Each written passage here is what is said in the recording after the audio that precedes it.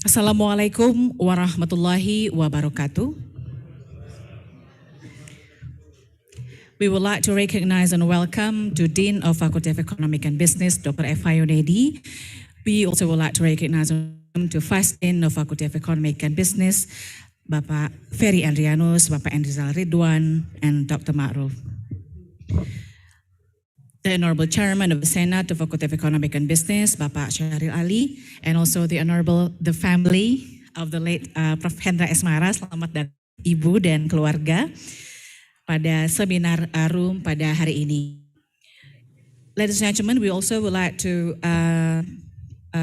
welcome to the speaker that has joined with us in the Zoom meeting. There is Associate Professor Yuri Manshuri from Illinois Institute of Technology. Selamat malam kalau dia ya Pak ya.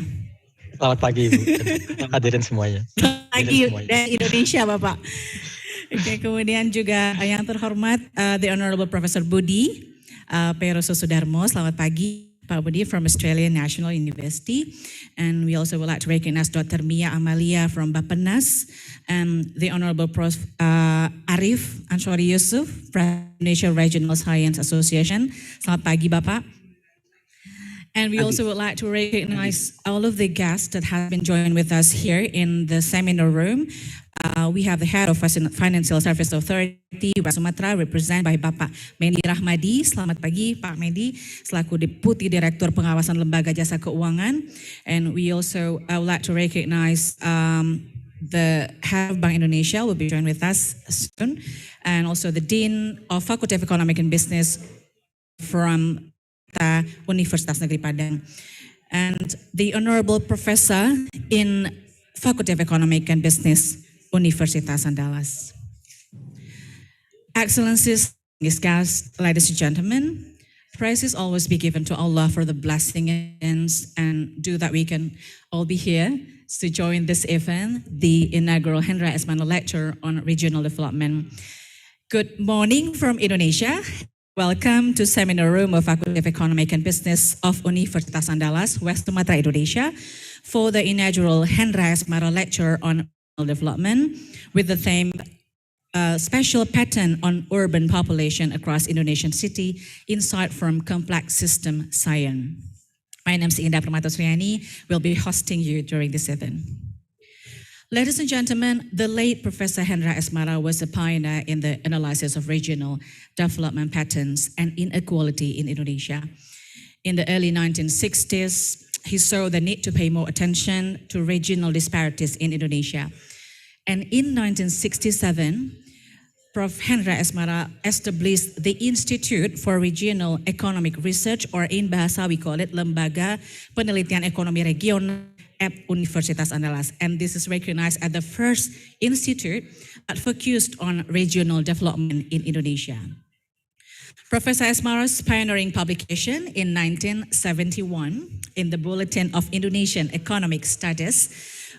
This is among the first comprehensive papers on regional income disparities in Indonesia. And this is also marked as the birth of regional analysis in the country. And ladies and gentlemen, in addition to the Academy Indonesian government agency, including Statistik Indonesia or Badan Pusat Statistik, and also Bappenas. And he actively participated in managing the Indonesian Association for Economists, or we call it Ikatan Sarjana Ekonomi Indonesia, and also support the career of the many junior lecturers. So I think member of Executive Council for Asian Manpower Studies, the member of Steering Committee for the World Health Organization or research program on socioeconomics of health in Geneva, and also Deputy Executive Director of the Asia Pacific Economic Corporation. And ladies and gentlemen, in 1985, Hendra Esmara was appointed Professor of Regional Planning at Universitas Andalas, and also the first professor at the University of Faculty of Economics. So probably we can give an applause, ladies and gentlemen, this morning. And Bapak Hendra Esmara also served this position until his passing on 13th of August 2000. Distinguished guests, ladies and gentlemen, before we to remind the several points for the participant on the Zoom meeting. Please make sure that all participants in the mute position and turn on your video if possible. Now we are moving to the first agenda.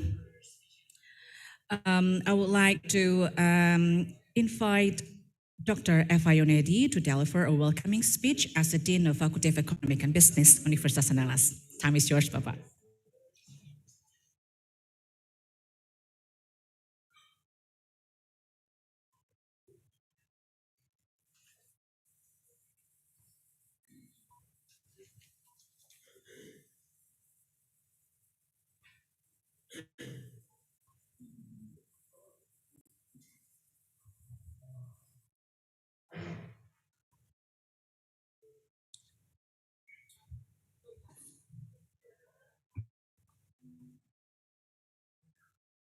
Bismillahirrahmanirrahim.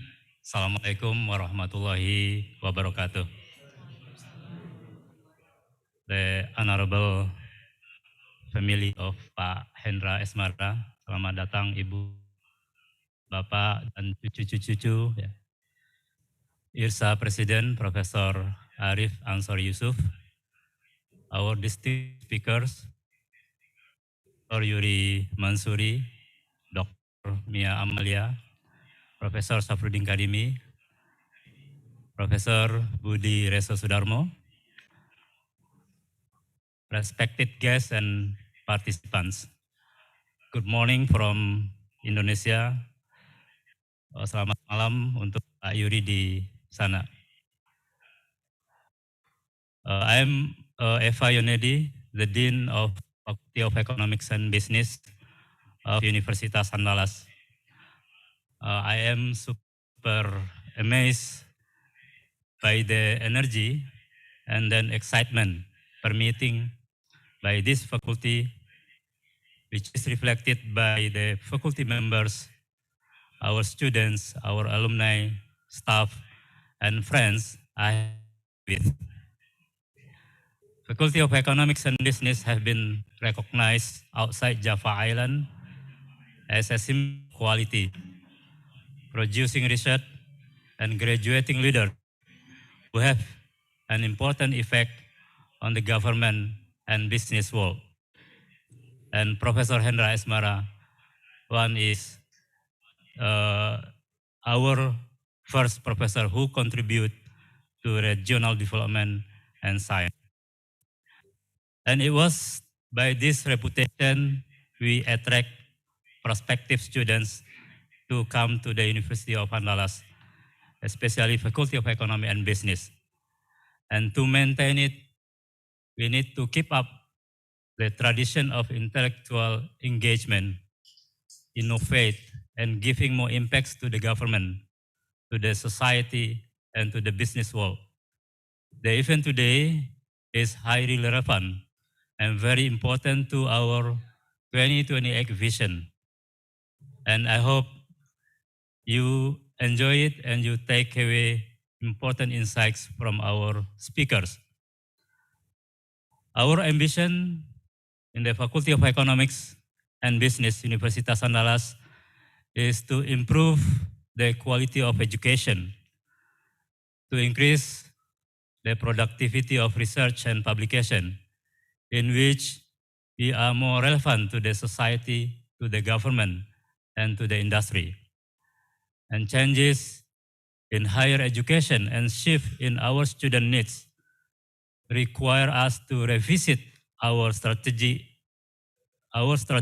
priorities and to evaluate risks and to identify opportunities for innovation. AACSB, an international accreditation board, has identified 5 forces that will help us to achieve systematic change in response to shifting societal and business needs. The first force, and we need to anticipate that we have to commit to positive societal impact. We will need to think strategically about how we can produce research with impact and develop the knowledge, skills, and behavior that require for future leaders. And secondly, we should embed the principle of diversity, the equity, inclusion, and belonging to our culture and our strategic planning. And thirdly, we need to evaluate the existing partnership that we have and create a new ones to ensure that our faculty is solution-driven and relevant for students and relevant for our users. Fourthly, we need to strategically invest in technologies that serve diversified learner needs and address educational demands for the future. And lastly, we need to equip our faculty members for success as our roles expand to meet new expectations in the student experience. So we, in the Faculty of Economy and Business, want to continue making investments in research, in education, people, and programs that necessary to maintain the standard of excellence for which we want to be more recognized regionally and globally. To maintain our high academic standards in this ever-changing environment, we must invest more in teaching, developing case studies, in research and publication, in the new course developments. We are planning to open new study program in Islamic economics and finance, new study program in entrepreneurship, and a PhD program in accounting. So today we are really grateful to have Dr. Yuri Mansuri, Dr. Mia Amalia, Professor Safruddin Karimi, Professor Budi Reso Sudarmo, and thank you for your insights you will be giving in this lecture. On behalf of our faculty members, our staff, we would like to thank IRSA for initiating this important lecture. I also want to thank FKP for making this event very, very well planned and very well executed. We really appreciate the local organizing committee who has been working very hard to make this event happen today. So thank you, everyone. You did it, and we really appreciate it. Thank you very much, and enjoy the lecture. Assalamualaikum warahmatullahi wabarakatuh. Waalaikumsalam warahmatullahi wabarakatuh. Yeah, Pak Eva, please remain on the stage. Thank you very much to the Dean of Faculty of Economic and Business, Universitas Andalas, Dr. Eva Yunedi. Ladies and gentlemen, now we are moving to the opening speech will deliver by Professor Arif Anshori Yusuf, President Indonesia Regional Science Association, that has been joined with us in the Zoom meeting. Pak Arif, dipersilakan Bapak. Oke, terima kasih. Bismillahirrahmanirrahim. Assalamualaikum warahmatullahi wabarakatuh. First of all, on behalf of members of Indonesian Regional Science Association, IRSA, and the community of IRSA, I think we would like to thank you for making this event possible. IRSA is very honored to be able to manage to co-organize the inaugural lecture series in the memory of Professor Hendra Esmara. I think, let me say a few words about Pak Hendra Esmara. I don't know him personally very well, but I think this inaugural lecture series will be good for current generations, today's generations of researchers, because they and we all need people who inspires in how to be true intellectuals. And in Professor Esmara's time, I think Professor Hendra Esmara himself is quite unique. But I think in my view, even if Professor Hendra Esmara today is still with us, he will also be still a unique figure and only a few that has this character. I think for to account, first of all, it is not very many. We have professors who are doing research meticulously in details, in attention to details for a senior professors. Many of us, if you already become senior, you tend to direct things to let other people doing the job. Yeah. But I think the details is what matters. So I think Professor Hendra Esmara show us that if you have patience in research in such complex discipline like regional science, then you have to do you have to understand the whole steps of research. You can show examples like that, and it's quite not many in Indonesia like that, even today. Secondly, I think the more important part is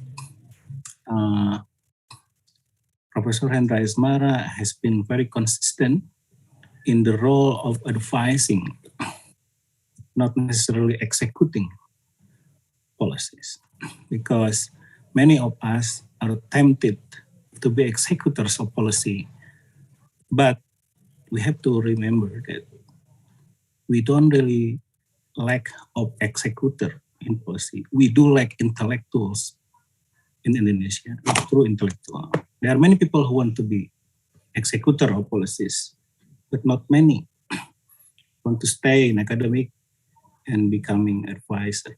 So along his career, I read that Professor Esmara has been consistent in that direction, in that line.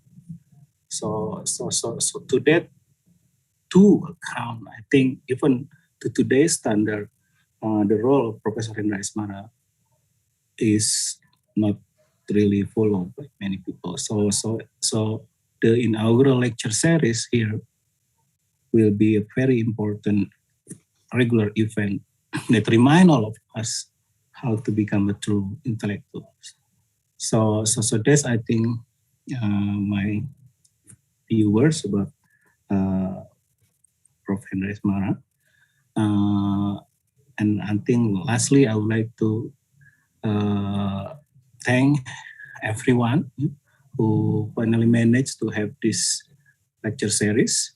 I cannot mention everyone, but of course, the initiator, Prof. Budi, and then the whole faculty of economics of Andalas University. And especially today's first speakers, of the speaker of the first series, Mas Yudi Femia, who managed to come to attend, either from Zoom in US or even Mia, who can manage to come to Padang. So I think that's from us, from ISA. Thank you very much, and let's enjoy this first lecture series. Taufiq wal hidayah. Assalamualaikum warahmatullahi wabarakatuh. Waalaikumsalam warahmatullahi wabarakatuh. Terima kasih Bapak Arief sudah membuka acara kita pada pagi hari ini. Ladies and gentlemen, now we are moving to the next agenda. This is probably about the story of Hendra, the late of Pak Hendra Esmara, and his contribution on the study of regional development Indonesia will be delivered by Professor Budi P. Sudarmo from Australian National University. Kepada Bapak dipersilahkan, Bapak.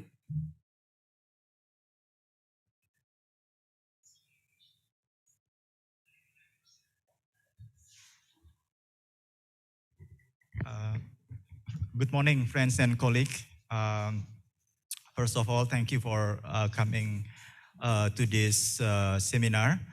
So my job is as an outsider, trying to describe who is the late Professor Hendra Esmara in our opinion. So what I'm going to present is a bit of work that Professor Yuri and I did in the last several months.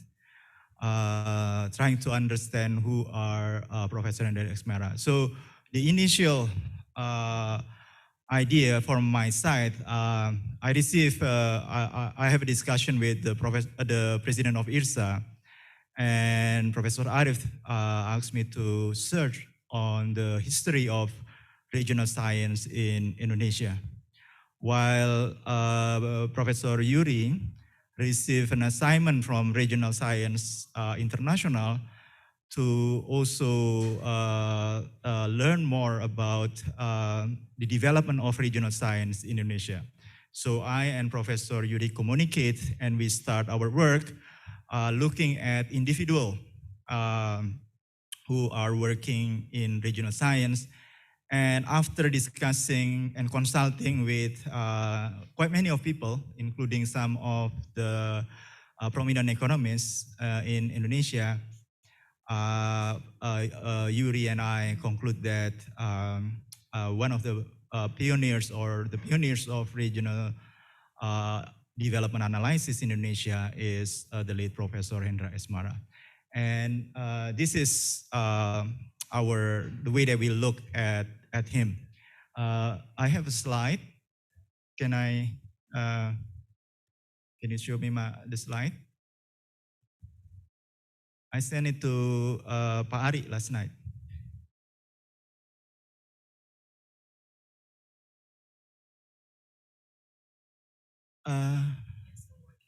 Apa? Mungkin lagi ini? On? coba di share di Zoom.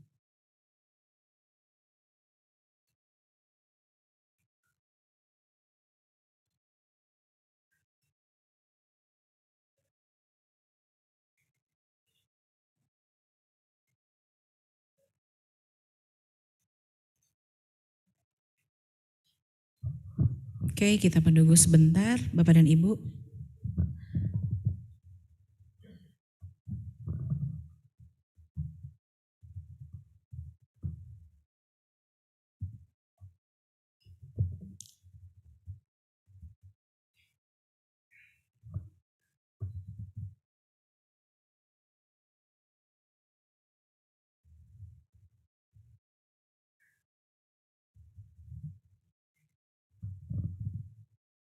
Ya.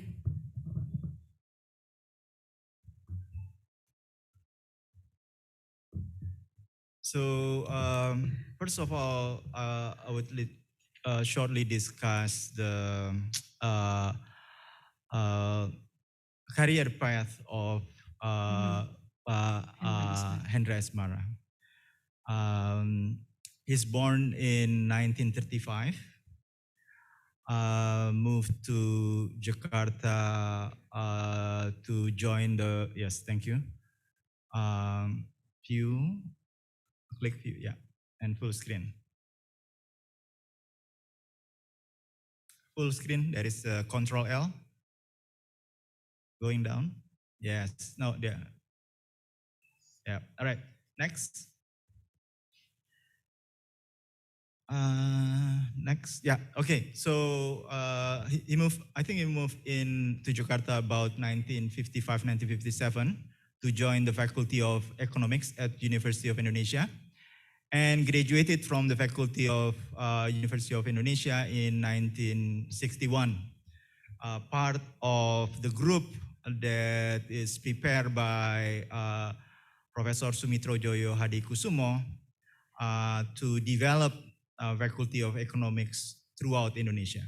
So there is a group of students that recruited by Professor Hadikusumo, Sumitrojoyo Hadikusumo, to develop Faculty of Economics. And the first assignment of Pak Hendra is to Jambi.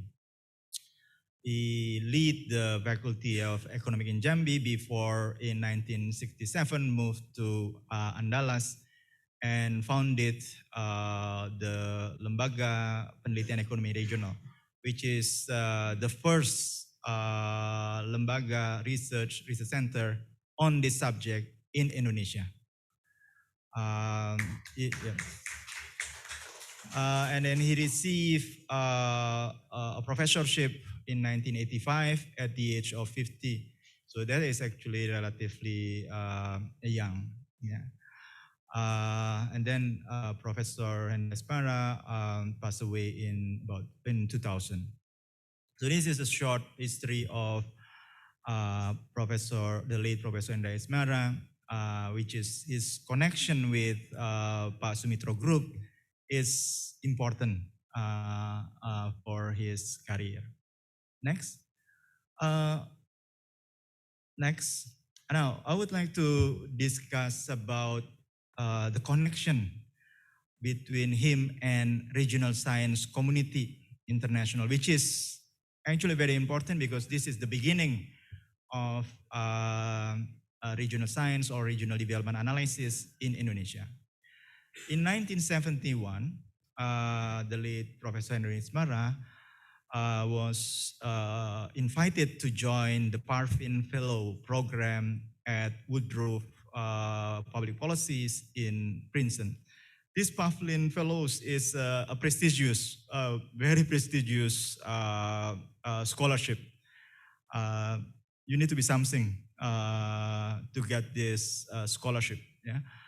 To visit the Princeton University and Woodruff School of Public Policy is where John Stiglitz, for a long time staying over there. Angus Deaton teach econometric. It is a prestigious place.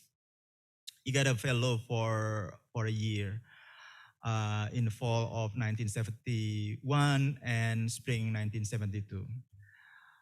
The second semester, because he would like to learn about regional science or the technique that is needed to analyze regional development, he asked the permission to take courses in University of Pennsylvania Department of Regional Science, which was funded by Walter Eisert. Walter Eisert himself is the founder of regional science. Now, so in UPenn, he took Walter Eisert classes and also Ronald Miller and John Parr. These three are important figures in the development of regional science. Now, one important thing is that during this second semester, he developed a paper with consultation with Professor Walter Eisert on a topic of macroeconomic model for West Sumatra. Yeah. And during this consultation with Walter, Walter learned about the uniqueness of Indonesia, in which Walter thinks that regional science could be the method that could groom in Indonesia because of our diversity. So the communication between Walter and Professor Hendra Esmara introduced Indonesian uniqueness to the global regional science community. So Walter is so interested with Hendra Esmara, instead that he kept that paper that Pak Hendra wrote at that time in his office. So there is a box called Hendra Esmara, with the hope that Pak Hendra Esmara will come back to UPenn to do his dissertation. Although that was not happening, but the interest on Indonesia are introduced. And he also participated in one of the earliest regional science conference, which was in Ann Arbor, Michigan, also introducing the issue of regional development, particularly regional inequality in Indonesia. So regional science community international, aware of the uniqueness of Indonesia issue in terms of diversity on regional development. Knowing that Pak Hendra wouldn't come, and then Walter decided to accept people that recommended by Pak Hendra to come to University of Pennsylvania, which is Professor Safrizal and Professor Ali Basha Amin. So yeah, they both formerly Indonesian that learned regional science. And at the time, the top school on regional science around the world are in UPenn and in Cornell. Several years later on, Kaminsky, together with Walter, accepted Iwan Jaya Aziz to study. So these are the first three that formally learn the knowledge of regional science from the founder. And they then have students and so on, and all the activities in regional science until we got IRSA and our annual conference. So that is an important connection that I think need to be mentioned. Next. And if you look at Professor Hendra Esmara, one thing that Professor Yuri and I conclude that this person is the person that pioneers is look at his publication in 1970s. Not many Indonesian, almost I don't know and I cannot find, in 1970s has 3 articles in international journal. If you think that those who part of the group that go to Berkeley are famous economics, produce article at international journal. Somebody that is teaching in University of Indonesia or teaching in Gajah Mada University, which is the big university in Indonesia. He is located in Andalas University. So that is, for us, is amazing. And one of the article that was published in 1975 is a well-cited article because that is one of the first article that describe the regional income inequality in Indonesia. So the literature on regional income inequality in Indonesia, for many people, started from this 1975 article in the Bulletin of Indonesian Economic Studies. And so after discussing with a lot of people, we conclude that Pak Hendra is the pioneer that start all these activities and analysis on regional development and regional inequality in Indonesia. Even later on, the academic later on using this article as the beginning of start to understand why regional inequality is happening. Professor Iwan dissertation in Cornell is developing a theory why regional inequality happen through capital investment, capital mobility. So the meeting with Walter is important because then Walter basically argued to his colleague that this Indonesia is a case that we need to look. And even when he gets past Iwan, he actually encouraged Mas Iwan to develop a theory on understanding regional diversity or regional inequality. Next. So what we conclude, there are 5 contributions that Professor Hendra Esmara made throughout his career. First is that in 1970s, while most economists are talking about how Indonesia could recover after the 1965-67 cases, the only person that argue at national level about the need to have regional equality is the late Professor Hendra Esmara through his article in EKI, through his article in the Bulletin, basically saying that yes, we need to, as a country, need to develop, but we need to also resolve regional inequality at the same time. That is important. And again, it is the one that arguing that at a national level and also attracted international attention is somebody that from university outside Java. So he became a representative of academic outside Java on the importance of regional inequality. Now, and then he established the center, yes, a unique center that basically look at regional development in the country, and being able to create a network between that center and the economics in Jakarta. That is why he is active also in ASI, becoming part of Pak Sumitro Joyhadisukusumo group, but also have a connection with Walter and the other people in the US. And also, second, he make a contribution in establishing regional GDP.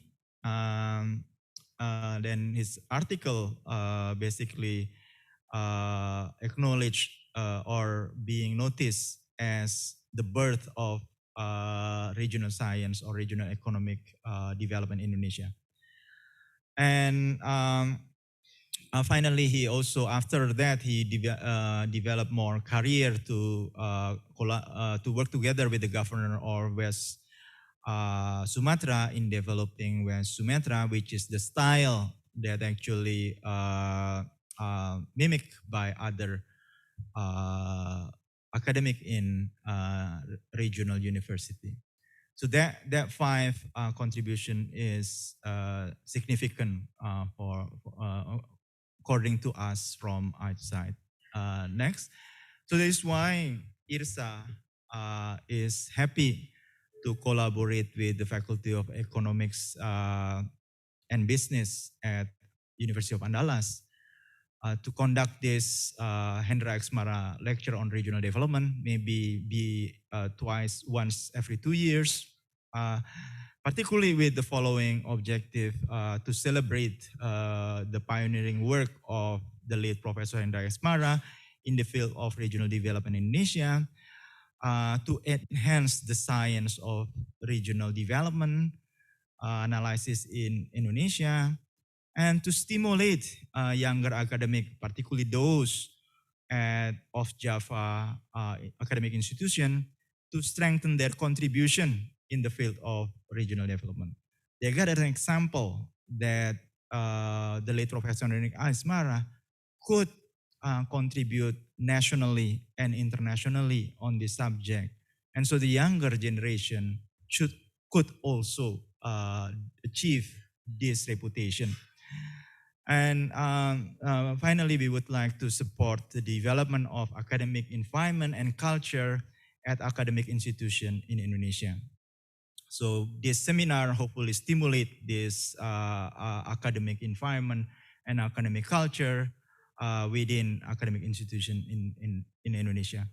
So IRSA again is happy and would like to thank the Faculty of Economics and Business University of Andalas for your contribution in pioneering the science of regional development in Indonesia. So for us, that is your significant contribution as an institution. Start all these activities in regional development analysis. So, and certainly IRSA hope that University of Andalas is willing or got incentive to keep your reputation to as the pioneer in regional development analysis. You have done it before, and in the future, you could, if you want, to be the pioneers or to be the frontier on science of regional development. That is a history that you have made. As an outsider, we acknowledge, and from insider, it is up to you what you're going to do. So that is from me as representative of Indonesia Regional Science Association. and as a representative of Regional Science Association International. Thank you. Thank you very much, Prof. Budi. So please remain on the stage, Bapak. Ladies and gentlemen, so that was a short story. I think it's probably can be longer, yeah, but that we try to arrange it in a very short, and we can show that the contribution of almarhum Bapak Hendra Esmara was really huge to the community also. All right, ladies and gentlemen, now we are moving to the next agenda. We have a special agenda from Professor Frizal will deliver a gift to Professor Budi. Ya, before Pak Safrizal, Bang Ari, mohon dibantu, Bang. Buku, ya. Menyerahkan kenang-kenangan ya Bapak dari Pak Safrizal kepada Prof. Budi, dan mungkin sekaligus setelah ini kita langsung foto bersama dulu, izin Pak Dekan. Dengan dari Isa dan juga para tamu dan undangan kita yang sudah bergabung pagi ini.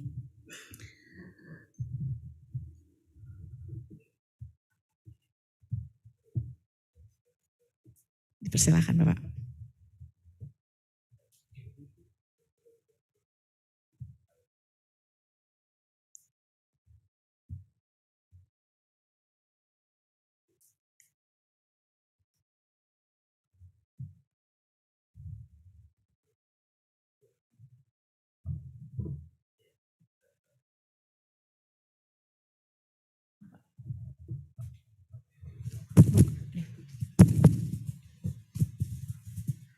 Okay,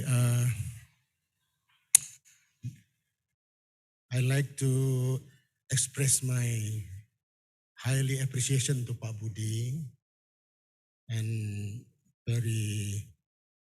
also thanks because he was the one who promote Professor Esmara as a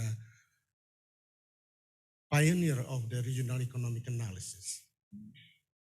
Actually, I should have done this one because I am a student and I'm also assistant to the Metropolitan Economy Regional, also research staff. But if I did it, maybe nobody will believe. Nobody will believe, because. But if Professor Budi who expressed that, I believe world will be believed. All over the world will believe that because he's from the famous university in Australia, the best university in Australia, Australian National University. He's a professor now. So if the professor expressed that Professor Esmara is really the pioneer for Indonesia in regional economic analysis, I think everybody will believe that. If I did it, maybe nobody will believe it. Tapi itu Pak Yuri juga dan Pak Arif. Yeah, Pak Yuri. Okay, then in this occasion, I like also to give this as a, maybe as a, to remind our listeners because I already met Pak Budi. So I have wrote this book on regional economics, but this is Indonesian, not in English. That's why it is only for consumption of the Indonesian people. But I give it because you are also Indonesian, right?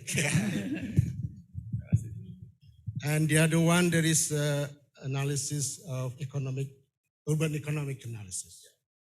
This is also one part of the regional economic analysis. I also wrote this one and also give it to you. So thank you for everybody and thank you to Pak Budi. Professor Syafrizal, thank you very much on behalf of Indonesia Regional Science Association and on behalf of Regional Science Association International. We really appreciate that you come over here and providing this book to us. Thank you, Pak. Terima kasih pada Prof. Safrizal dan juga Prof. Budi. Izin kita melakukan foto bersama terlebih dahulu sebelum kita memulai sesi diskusi. Bagaimana Pak Dekan? Bagaimana Bang Ari? Komite? Ya, alright. So, kami persilakan kepada para undangan Bapak untuk Ibu memungkinkan enggak ya? Bisa duduk ya Bu ya? Apakah memungkinkan Bu? Oke, Bapak Medi, silakan Bapak. Ya, Kak Ida mohon dibantu. Duduk, duduk.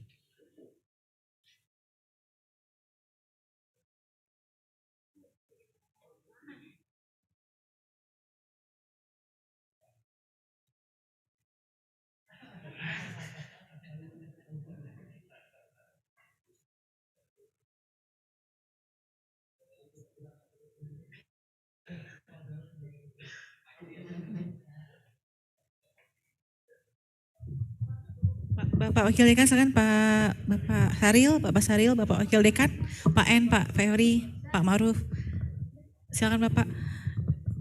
Bapak dan Ibu yang di Zoom meeting nanti kita foto bersama juga ya Pak. Silakan.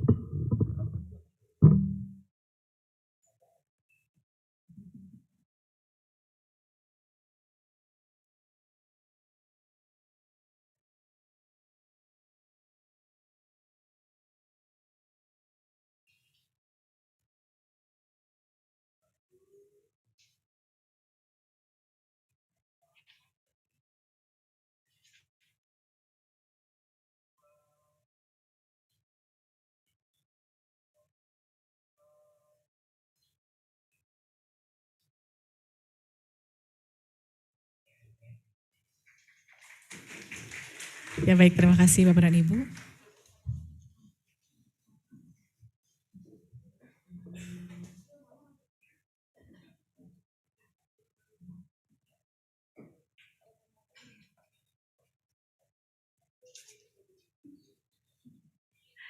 Baiklah Bapak dan Ibu, ladies and gentlemen, now we are moving to the next agenda.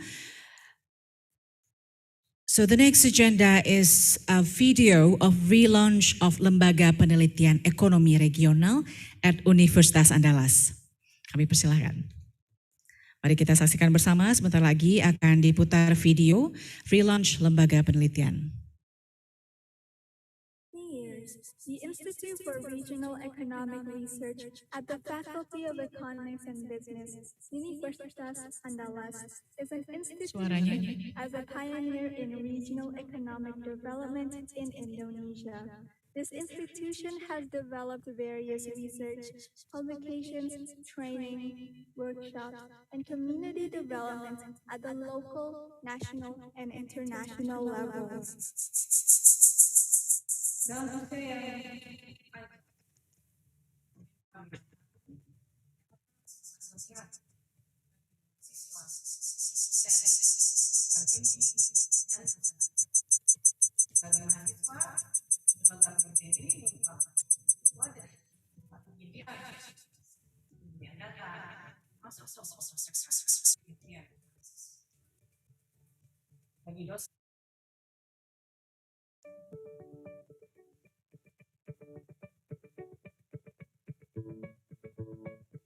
For almost 60 years, the Institute for Regional Economic Research at the Faculty of Economics and Business, Universitas Andalas, is an institution as a pioneer in regional economic development in Indonesia. This institution has developed various research, publications, trainings, workshops, and community development at the local, national, and international levels.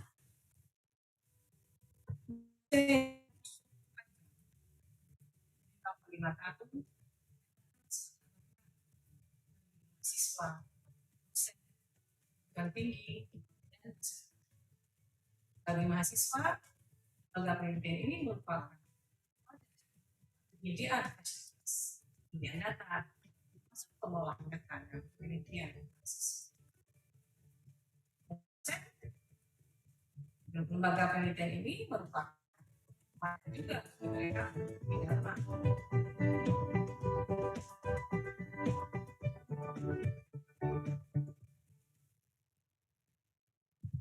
di bidang lembaga ini pernah ikut dalam sebagai bagian dari kegiatan penelitian regional di IBRD Nago. Di samping itu, lembaga penelitian regional juga aktif dalam membantu pemerintah daerah dalam menyusun rencana pembangunan daerah, pendidikan.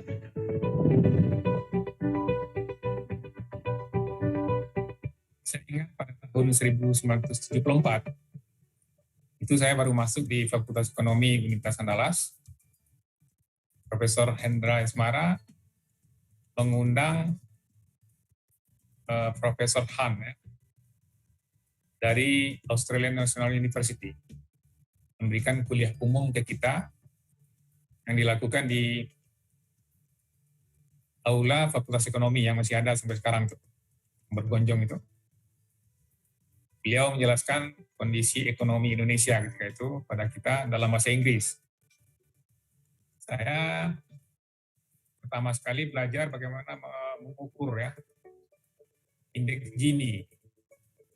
Itu pernah menjadi asisten peneliti di Lembaga Penelitian Ekonomi Regional.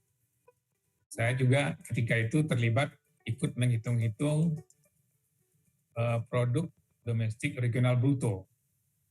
Karena sepengetahuan saya, itu adalah Prof. Hendra yang menjadi perintisnya untuk Indonesia. Dan dimulai pengerjaannya itu di Lembaga Penelitian Ekonomi Regional.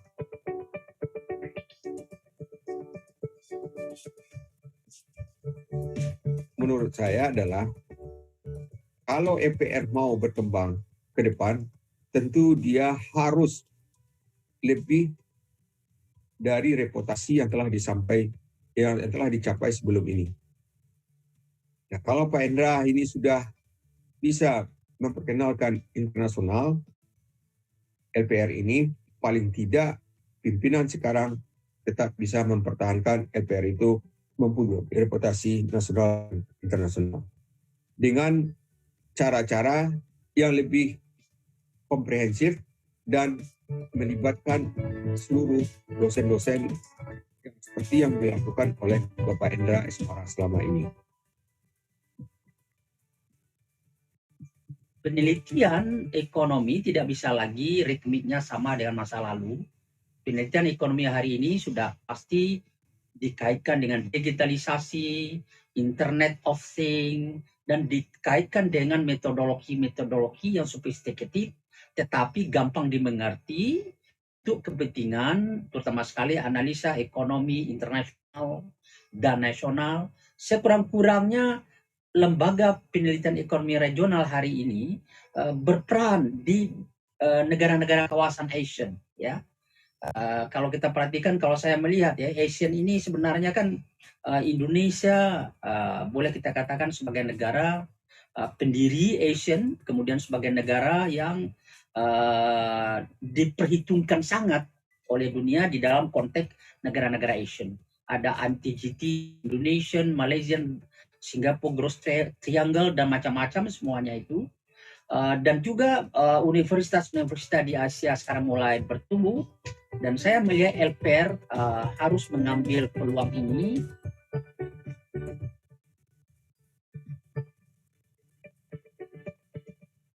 Harapan kita kepada LPR, Fakultas Ekonomi dan Bisnis Universitas Andalas dewasa ini ada terus melakukan perluasan kerjasama bagi dunia industri, kemudian dengan universitas baik level nasional maupun internasional, dan juga dengan pemerintah, baik itu pemerintah lokal dan juga pemerintah pusat Republik Indonesia.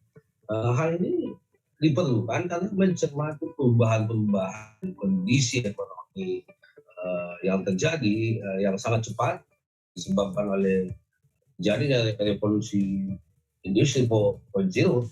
Jadi tuntutan-tuntutan kepada LPR itu sangat perlu untuk mengembangkan diri tersebut, baik itu dalam skala riset, training, workshop, seminar, international seminar, dan segala macamnya. Karena kita secara histori itu cukup mumpuni dan juga meningkatkan legasi masyarakat. Institute for Regional Economic Research, Faculty of Economics and Business, Universitas Andalas, untuk kejayaan bangsa.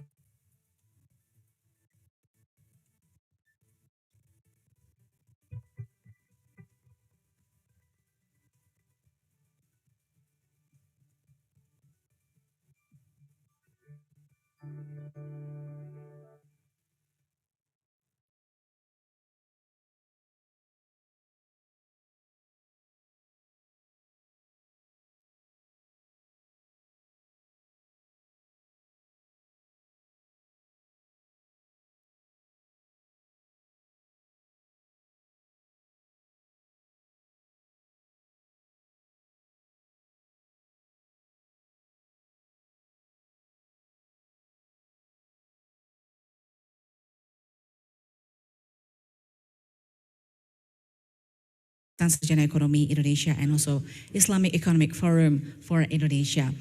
Ibu Adila also been doing several research experience related to resilience of sektor usaha di Sumatera Barat, about kajian komoditi produk jenis usaha unggulan Provinsi Sumatera Barat, and also have been gained a professional training from certifikasi Nazir Wakaf and also big data analytics. So now I would like to invite Bu Adila Adisti as our moderator today.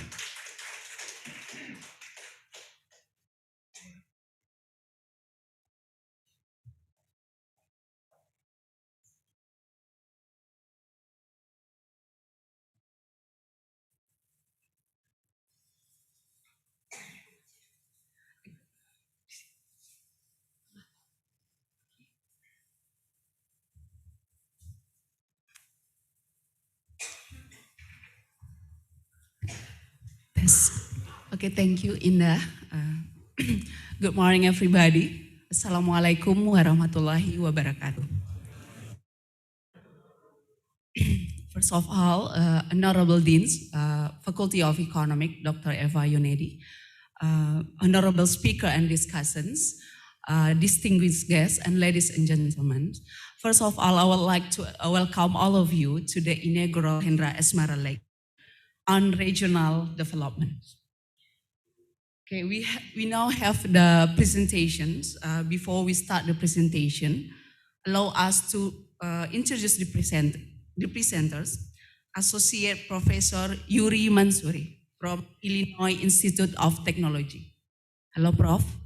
It's already on the screen. I'm here. Okay, how are you, Prof? I'm good, thank you. How are you? Okay, thank you. Thank you for joining us. Okay, Associate Professor Yuri Mansuri is trained as regional science, currently teach an urban planning analysis. His current area of research are the economic technology and innovations, computational modeling urban systems, spatial network, disaster impact analysis, and unbalanced regional development. He has an author and co-author the peer-review article published in variety social journals, including Computer, Environment, Urban System, Journal of Economics, Dynamic Control, and Regional Science and Practice. Associate Professor Yuri Mansuri had the postdoctoral fellowship from the Harvard University and Massachusetts Institute of Technology, and received his PhD from the Cornell University. Okay, his research interests related to urban regional studies, economic development, technology and society, and the method of planning analysis. Okay, I would like to have two discussions today. Professor Safruddin Karimi from Faculty of Economics, Universitas Andalas. Hello, Prof. How are you?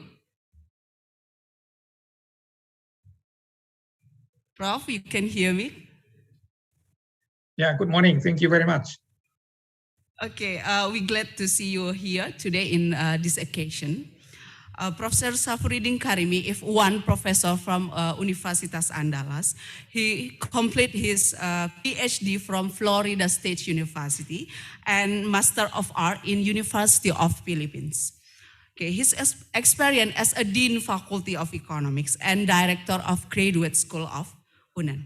His research interests related to international economics, political economics, macroeconomics, and economic involuntary resettlements.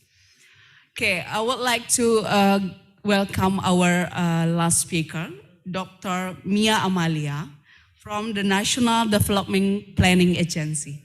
Please, Dr. Mia Amalia, you can come to the stage. Okay, Dr. Mia Amalia complete her doctoral from the Australian National University and the Master Science Environmental Science in Universitas Indonesia. Her research interests related to the choice modeling, economics, environmental economics, and environmental impact assessment. Okay, thank you, Dr. Mia, for joining us. I had you come since yesterday. Okay, thank you for coming, all of the speaker and discussants. Okay, without further ado, I would like to welcome our beloved presenter, Associate Professor Yuri Mansuri, with the topic is the spatial pattern of urban population across Indonesian city, insight from the complex system science. All right, Dr. Yuri Mansuri, time is yours. Thank you for the introduction, Adila.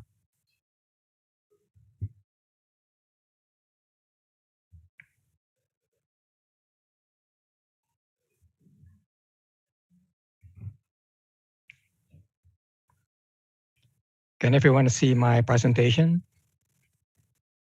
Yes. Great. Thank you.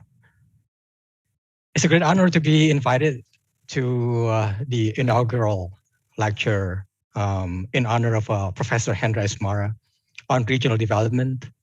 I want to first thank the Faculty of Economics, Universitas Andalas, in particular the Dean, Dr. Eva Yunedi, the Indonesian Regional Science Association, in particular the President, Professor Arif Ansor Yusuf, and of course my Cornell senior, Professor Budi Rasa Sudarmo, without whom this lecture would not have been possible.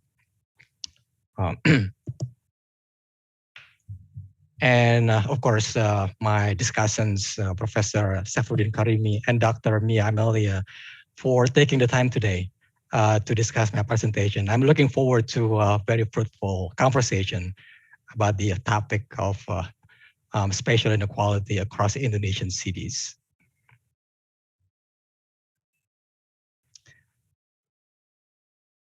I want to first make sure that I acknowledge the help of my junior colleague, really, my former master's student at the Korea Development Institute, Mr. Ahmad Adipurawan, who is now at SECNEC, the Minister of State, Secretariat of the Republic of Indonesia, who has helped me, not just in terms of data collection, but also identifying the research questions and some of the topics that I am going to talk about today.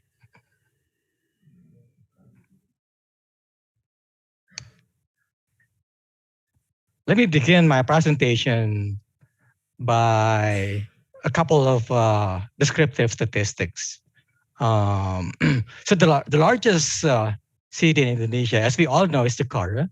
It's a population about 10.5 million. And the second largest city is Surabaya. So that's a population about 3.9 million people. And if we compute the ratio of a Jakarta population to Surabaya population, we'll come with a number of about 4. That is to say, the population of Jakarta is about 4 times the population of Surabaya. So we'll come to, in the next slide, why that is a big deal. But just one more piece of a statistic here. The smallest Indonesian city, Sabang, is home to about 40,000 Indonesians. You calculate what is the ratio of a Sabang population to Jakarta's population. That's about 4,000 or 0.4% of Jakarta population. So Professor Hendra Esmara is very passionate about addressing regional disparities.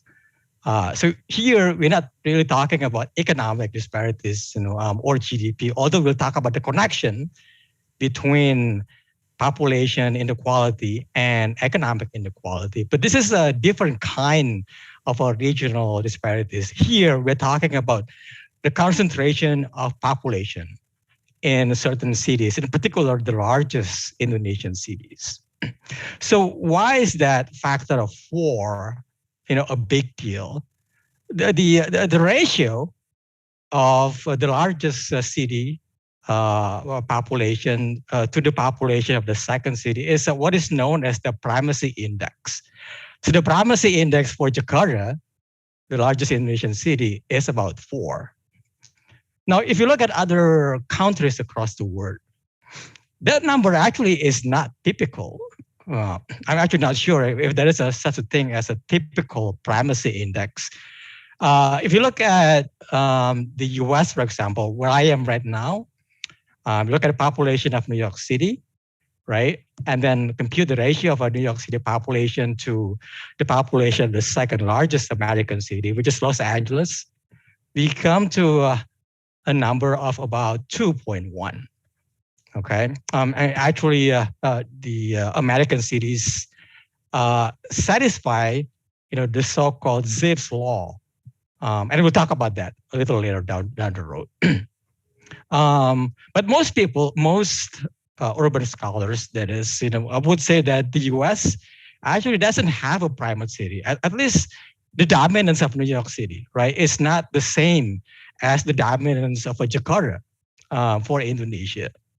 So if you look at other countries, for example, Malaysia, the largest Malaysian city is Kota Baru, and Kota Baru's primacy index is about 1. So that's about 1-to-1 ratio, to the second largest Malaysian city, which is Kuala Lumpur. Pretty close to the primacy index for Beijing. That's about 1.2. So primacy index of about 4, we have to look farther away, to Mexico City. This is a sort of a textbook example where the concentration of urban population, is very high in one city, which is Mexico City. It has a primary index of 4.5. Okay, and then there is no clear relationship between economic development and the degree of a population concentration. So you look at London, for example. Of course, London is one of the developed Western country. London's primacy index is about 9. Okay, so you look at the ratio of London's population to the second largest English city, which is Birmingham. London is 9 times as large as Birmingham. Okay, and maybe the primate of all the primate cities is Bangkok, which has a primacy index of about 13 here. This is another textbook example of a very high concentration of the urban population in just one city.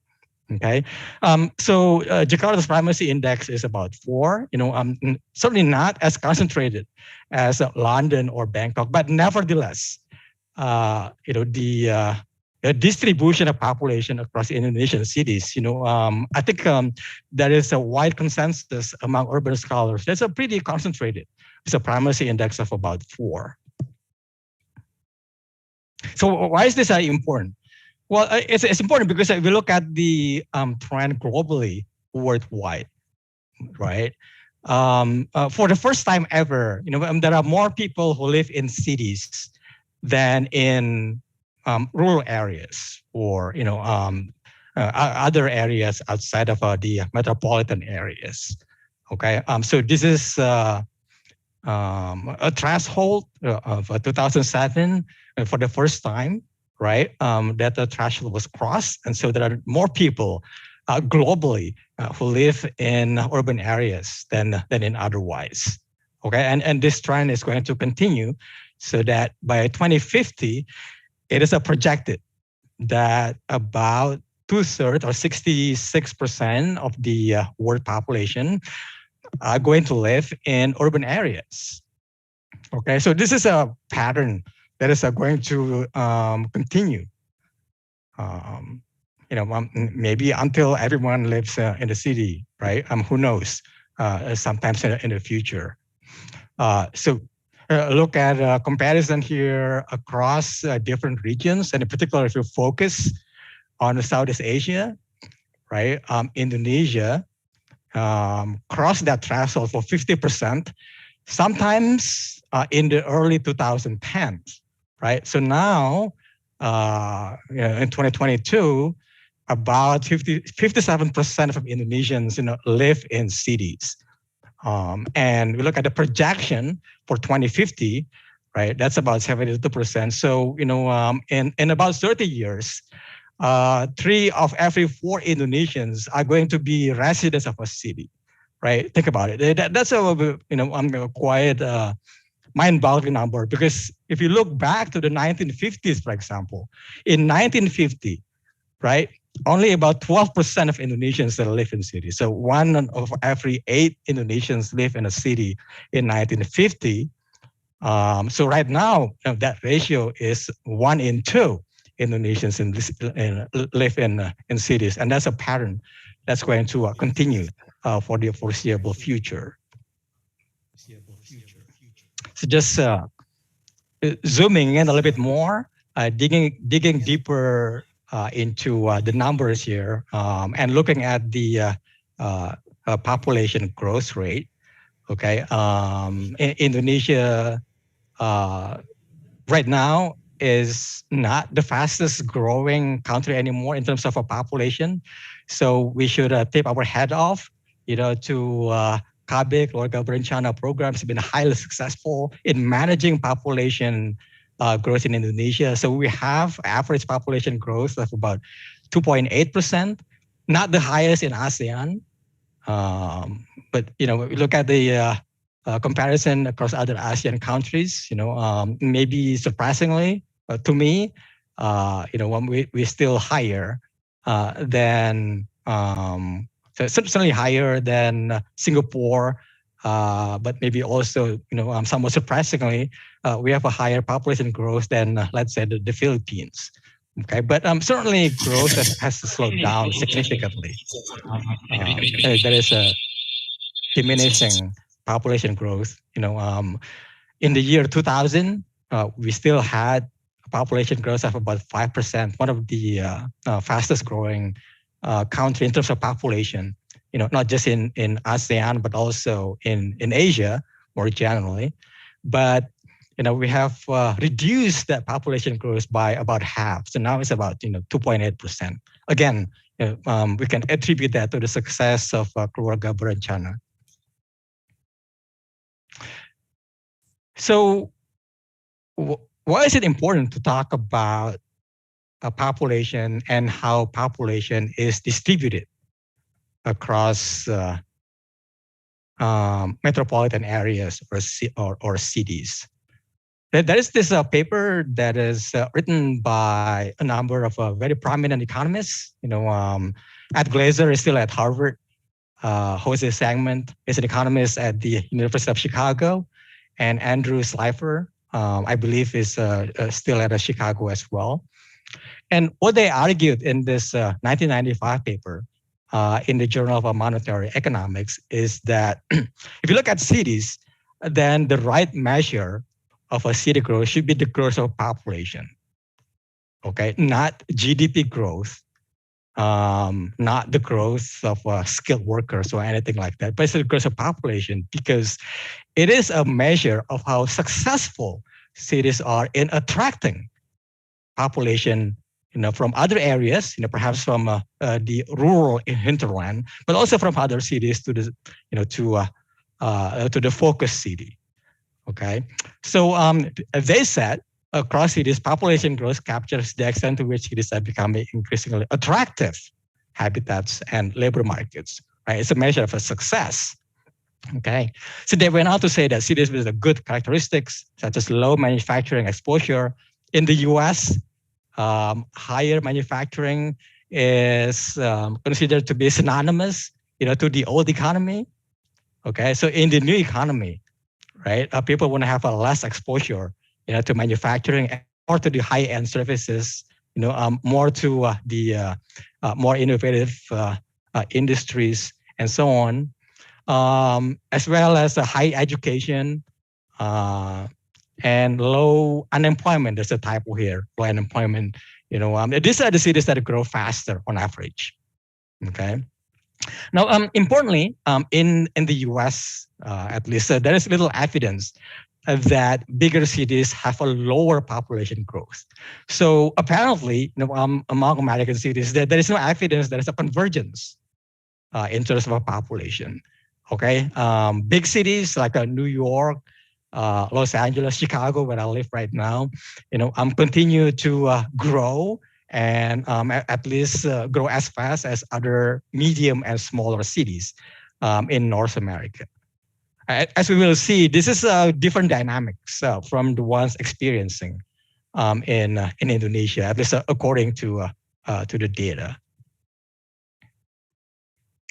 Okay, so if we unpack the data a little bit, by decade and look at the disaggregation between urban. Here it is disaggregating urban from the rest of our population, and look at the disaggregation between Java and the outer islands, essentially the rest of Indonesia. Pretty much the share of urban population in Java is a pretty stable across 4 decades here. In the decade of the 1980s, the share of urban population who live in Java, that's about 70%. Okay. 30 years later, in 2010, look at the share of urban population who live in Java. That percentage, is still about the same number. It has decreased a little bit to about 68%, but that breakdown between urban population in Java and urban population in the rest of Indonesia, so sort of a stable and looks like in a sort of a long-run equilibrium. Now, what is the difference here is in terms of urban population growth. Okay, look at the comparison in 1990s, for example, urban population growth in Java, that's 5.28%, whereas in outer islands, that's 5.95%. That's about 6%. So that's higher in rural areas. But if you look at 2010s, right, at the bottom, the last row here, the urban population growth in Java, that's about 4%. Okay, that's a reflection of a slower population growth, in the whole country. But still, the rest of Indonesia, in particular, the outer islands, are experiencing significantly faster growth at the rate of a 4.5%. Okay, so if this pattern continues, what we'll see is perhaps the change in the balance, right, in terms of our urban population, where the proportion of urban population and the outer population is going to keep increasing, okay, in relative terms compared to urban population in Java.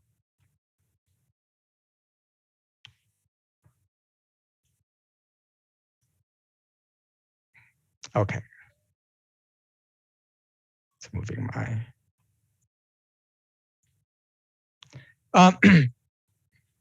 Interesting descriptive statistics here. The Millionaire Club is associated with the cities with at least 1 million people. Okay, so in 2005, there are only 10 millionaire cities. Okay, that list has since grown to 14 in 2020.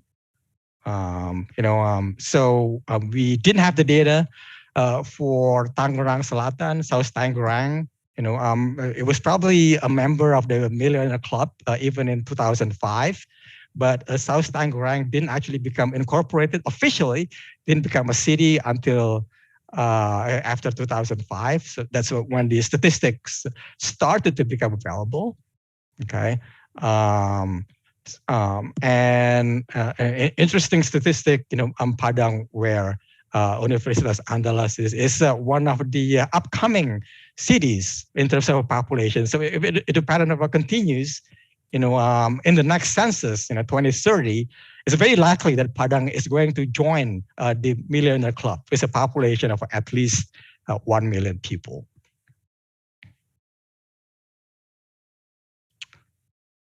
Okay. Here's the list of the 10 fastest growth cities between 2005 and 2020. And really, there is no clear pattern of a relationship between GDP per capita and growth rate of a population. If anything, it's a little bit all over the map here. What stands out from this list is that the fastest growing cities in Indonesia, right? 9 out of 10 are outside of Java. Okay, Depok is the only exception. Probably I'm just hypothesizing here because of the presence of UI, University of Indonesia. But otherwise, where the actions are, right, mostly occur outside of Java. If you look at the 10 slowest growth cities, in the same period between 2005 and 2020. There are some cities experiencing negative growth, Jogja. I'm not really familiar with Yogyakarta, probably out migration, to other parts in Java. Okay. Again, there is no clear pattern here. So we think about the convergence hypothesis. There is no evidence, just from a casual observation, that the largest cities, right, Jakarta, Surabaya, Medan, and so on, are the ones who are experiencing the slowest growth. There's no evidence like that of a negative relationship between initial size and subsequent growth of the population. Professor Tommy Firman has done a lot of studies on Indonesian cities and is I think the leading Indonesian scholars here. He's a professor of regional and city planning at ITB, and he has written quite a few influential papers that are recognized not just in Indonesia but also in the rest of the world. Here is one publication that was published in 2004, where Professor Firman concluded that urbanization in Indonesia remained concentrated in a few large cities, in particular Jakarta metropolitan area. So if you combine Jakarta with Depok and Tangerang and Bekasi, that's where the action is in terms of the concentration of the population. He said that there is some evidence of a convergence, even though I don't really see it, just looking at the data. But it is true that the largest Indonesian cities then, including Jakarta, Surabaya, Bandung, Medan, and Semarang, grew more slowly than the rest of the country. And at the same time, Professor Firman also observed that population growth in small and mid-sized cities occurred much faster outside of Java, in the rest of Indonesia, right, in the outer islands. So there is some convergence, but that correlation between initial population and a subsequent growth of the urban population, I don't think is a very strong one. Okay, there is a very interesting notion of the population growth dynamics in Indonesia. This is very different, perhaps, from the Western world, or even from Japan or South Korea, where urban population growth is typically accompanied by the reduction in the importance of agriculture relative to manufacturing and other sectors. In Indonesia and other Asian cities, there is a phenomenon associated with a desa kota region. It's basically the continuing coexistence of agriculture and other industries. As cities continue to grow, they continue to coexist. Okay, so it is not the case at least in many Indonesian cities as well as other Asian cities like Bangkok, for example, that the influence of agriculture has diminished. If anything, I will show you some numbers that show the contribution of agriculture actually has increased a little bit. Okay, so this is a very different from urban population or urban dynamics in the more developed parts of the world.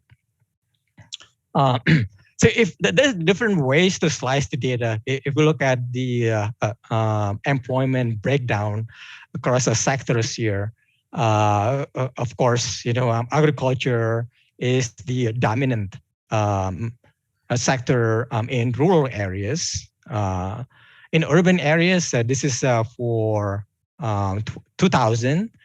14% of GDP was accounted for by industries like manufacturing. Okay, services figured prominently, right? In urban areas, contributed to about 55%. That was in 2000.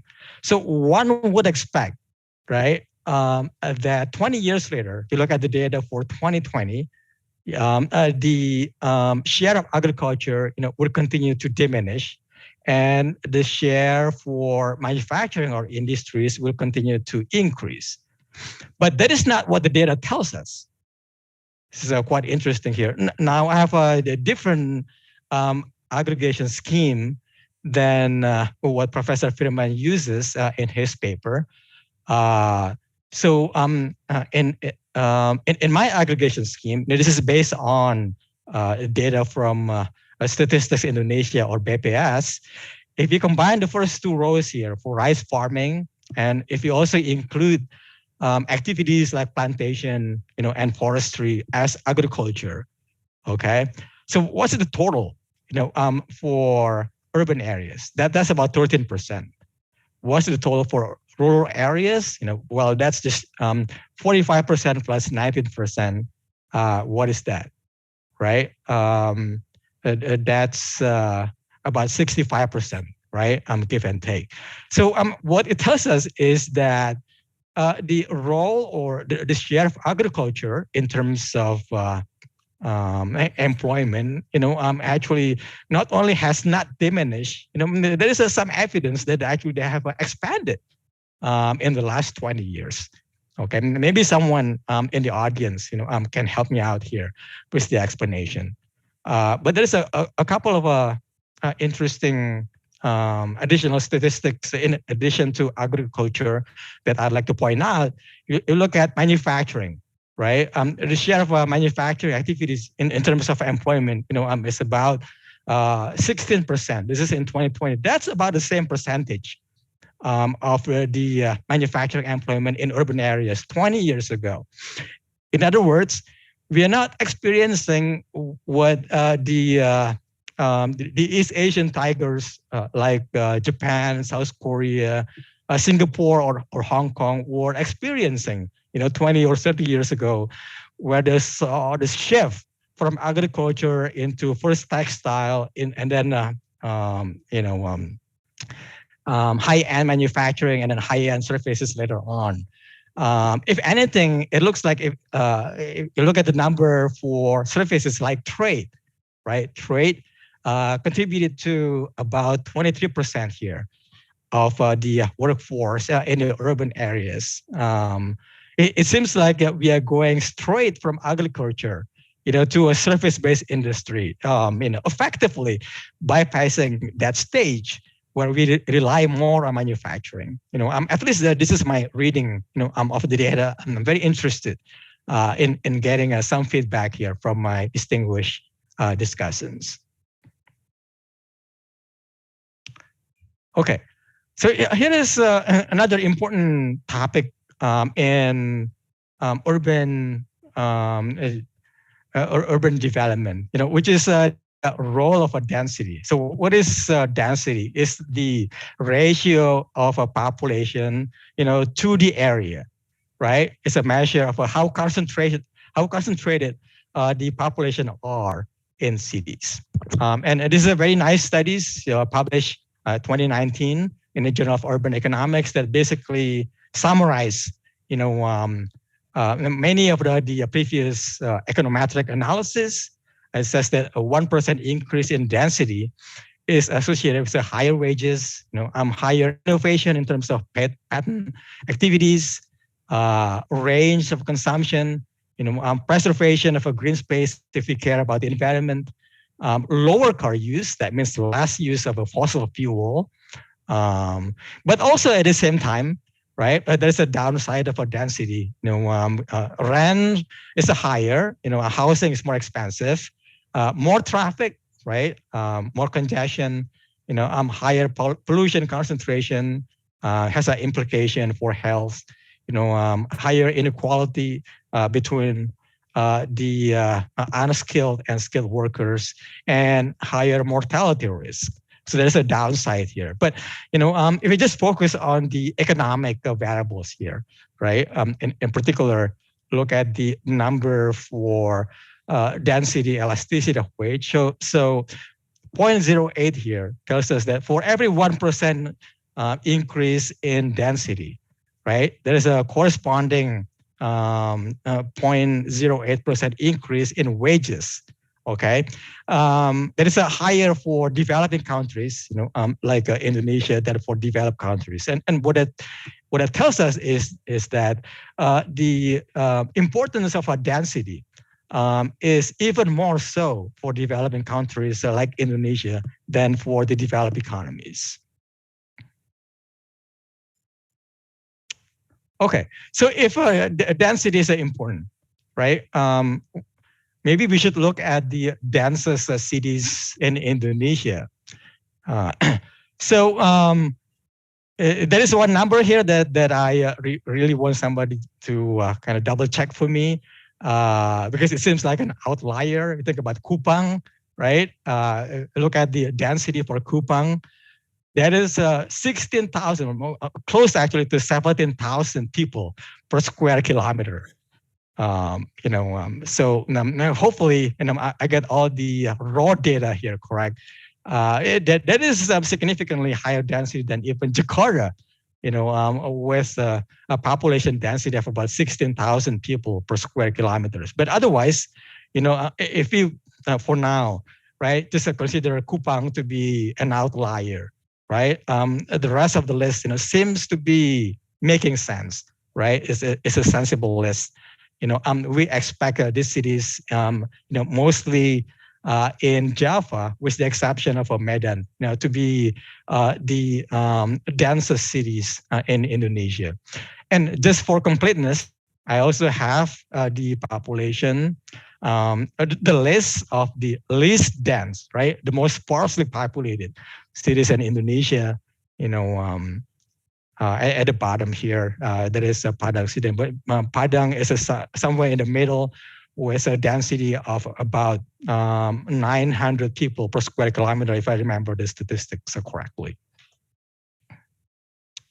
Okay, so some very preliminary analysis. I apologize, that is not part of the slides that I submitted last night. I cooked the numbers.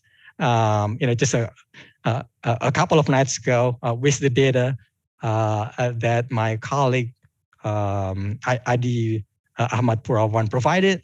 Okay, but basically, I'm interested in the association between per capita income growth. This is the data that I have between 2010 and 2020. And initial population density, right? Initial, because the first year that I have in the data is for 2010. Okay, so there is a few economists in the audience, including Professor Budi. I'm not making any claim here about causality. Okay, let me just say it out loud here. This is just association. Further analysis is definitely required before I can even begin to make a causal inference. But just as a correlation, right? You look at a specification one here where I regress per capita income growth against initial density. Okay, and if you look at the coefficient for log density, right? That is a significant at the 0.1% level. Okay.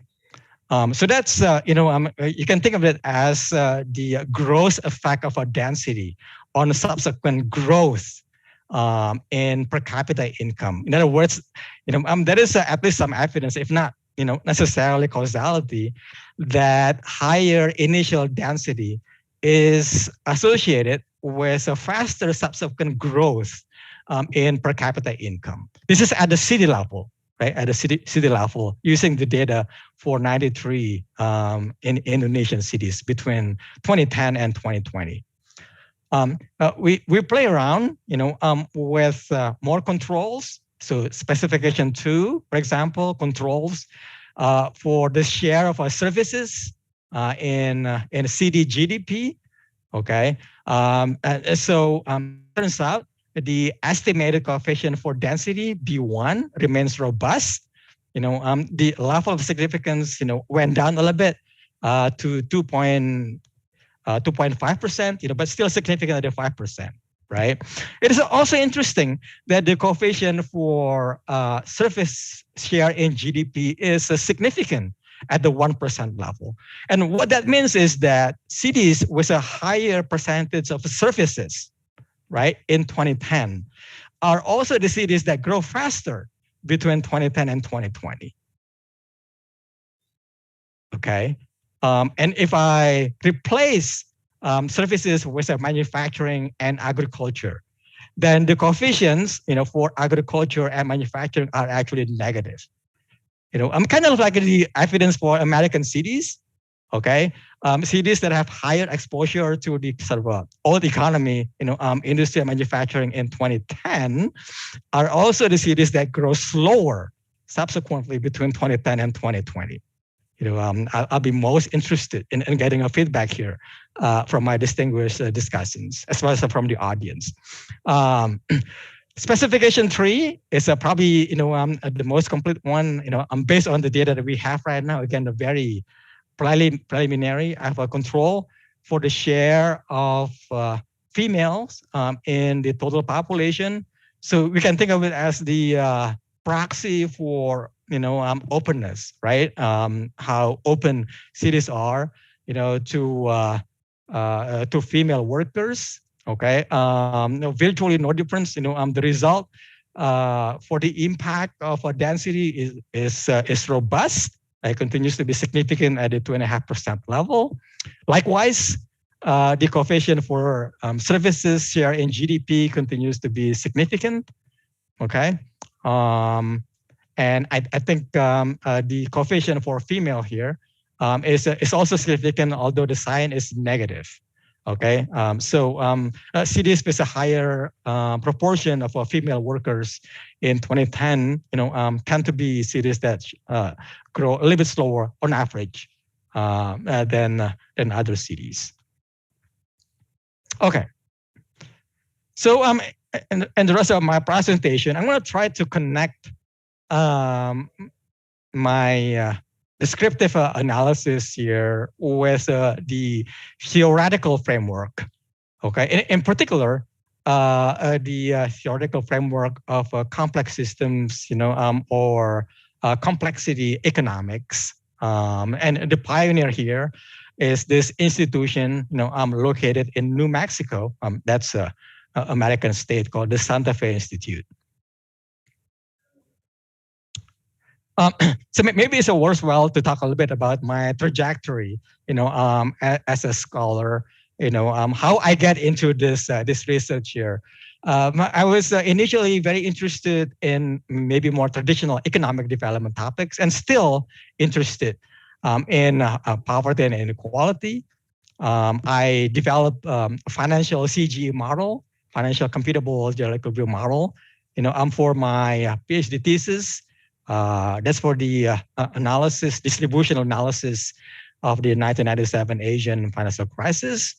But I get distracted very quickly after I finish my dissertation.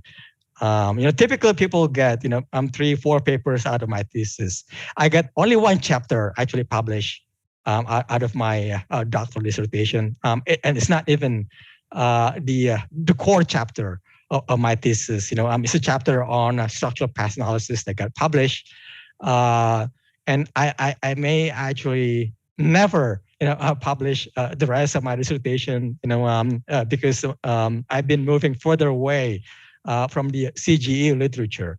And that's because, I got interested and maybe, falling in love too quickly with the complex system studies. That's what my fellowships at Harvard is about. It was then followed by another 2 years of a postdoctoral fellowship at MIT, where I published, about 7 papers on complex system studies, and my research has diversified, a lot since my postdoctoral days. And I'm starting to come back and got more interested in social inequality and other economic justice issues, of that nature. But I consider complex system studies, to be the core research. Are the papers that I got cited the most. Are the papers in which I examine the complex system implication of a city population. So what started this movement of complex system studies is this 1987 meeting at Santa Fe. And if you look at the list of participants, you might recognize Professor Ken Arrow, obviously Nobel Prize winner in economics for his contribution to general equilibrium theory. But unless you're in physics, right, you may not recognize the other names. There is actually another Nobel Prize winner here, Professor Phil Anderson of Princeton University, won the Nobel Prize winner in physics. But the one scholar, right, who came up with the question, so driving the meeting and then the subsequent institutionalization of complex system studies is Professor Stuart Kaufman. He's a biologist at the University of Pennsylvania. And he was asking, seemingly a very innocent question. Why do economists always think in terms of equilibrium? It's a very innocent question. It's coming from biology, right? In biology, when anything comes to equilibrium, that means that organism or individual is dead. That's what it means in biology to be in equilibrium. So in biology, there's nothing interesting that people can study just by looking at equilibrium. Okay, so this is the complete opposite of what we do in economics. Remember, I did my thesis on CGE. I was and still am a believer in general equilibrium theory. Okay, but this is what started it all, right? Maybe we should go around of a traditional equilibrium framework and consider other framework or processes that look into the dynamics that are not necessarily converging, into an equilibrium outcome.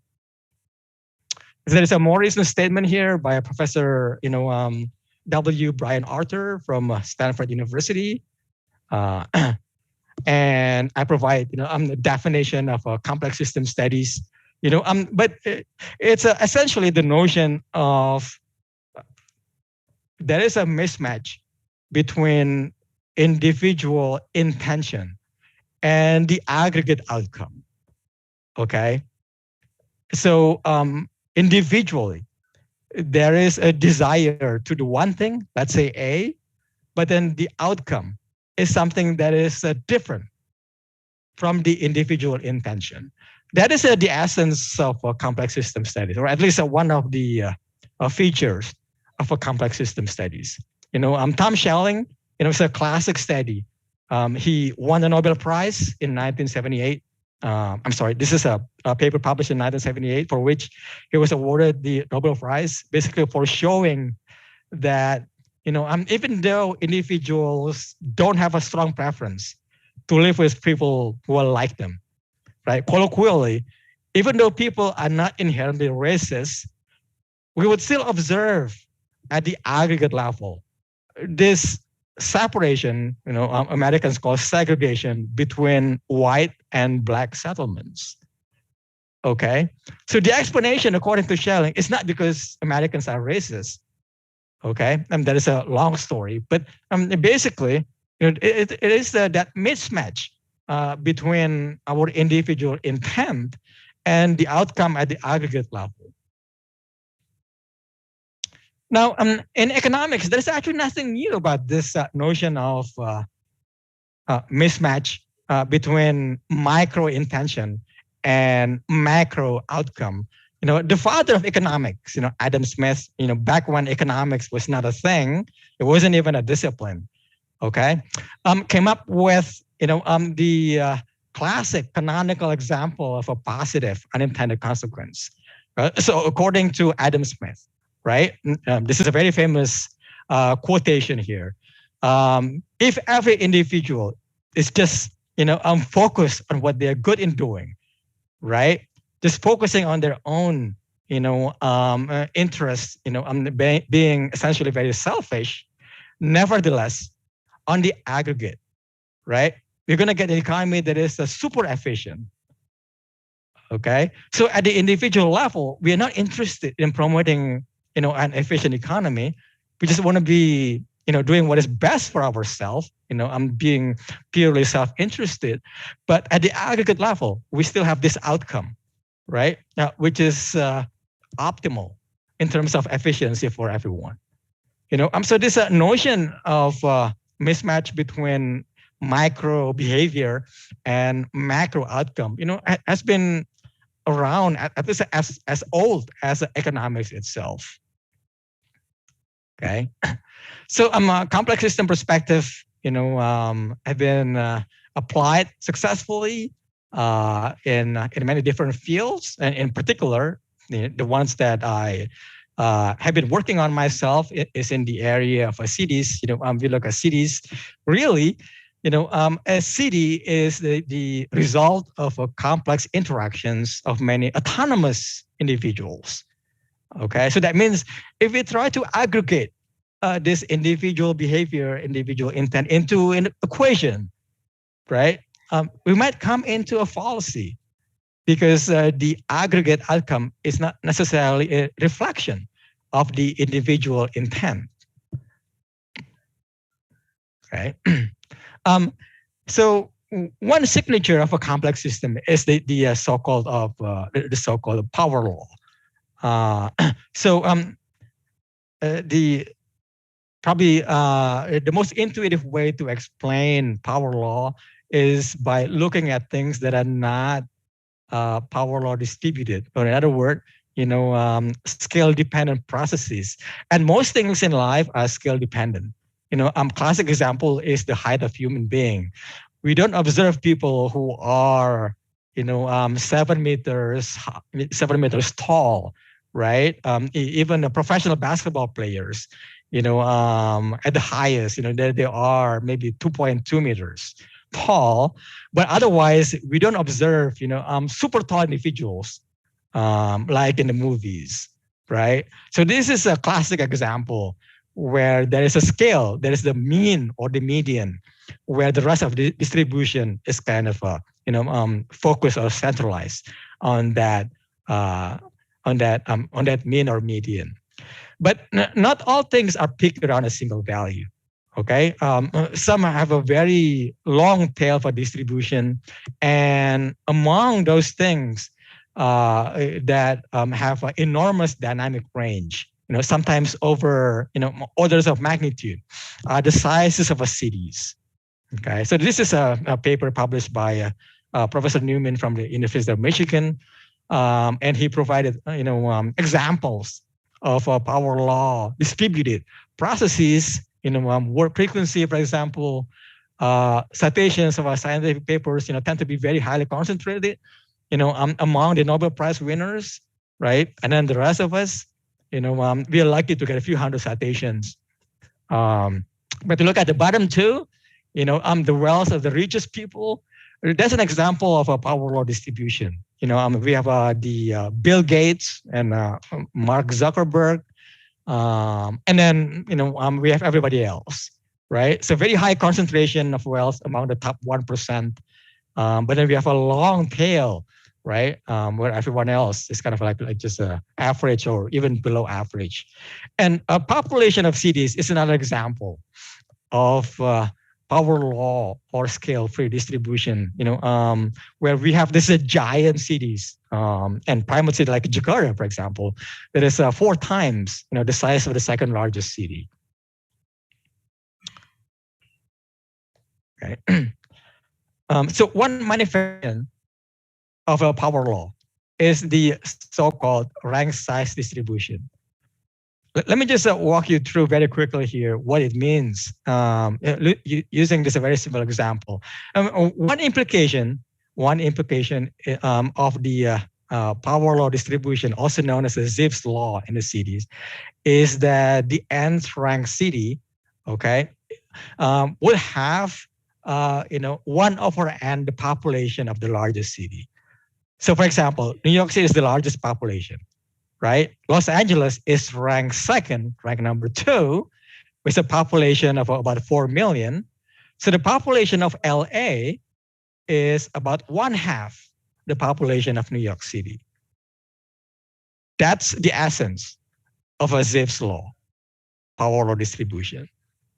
So if we go down the rank, looking at city number 3, Chicago, where I live right now, a population about 1.6 million people, right? That's about 1/3 the population of New York City. Okay, so what that means, the nth ranked city has 1/n the population of the largest city. Okay, that relationship is not perfect, but it gets better as we go down the list of cities by population. Okay, so I believe So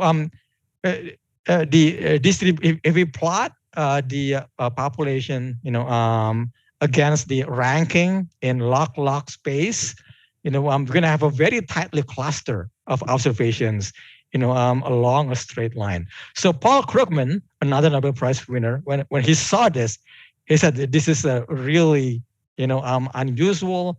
It's really weird, using Paul Krugman's word. That is it's very rare in economics that we see, this kind of a very tight distribution, around a straight line.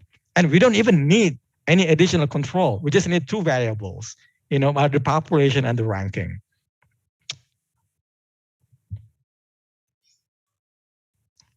Prof. Yes, Yuri, yes. We have 15 minutes left. Thank you. Okay. Thank you. So once again, the significance of a population is articulated in different ways.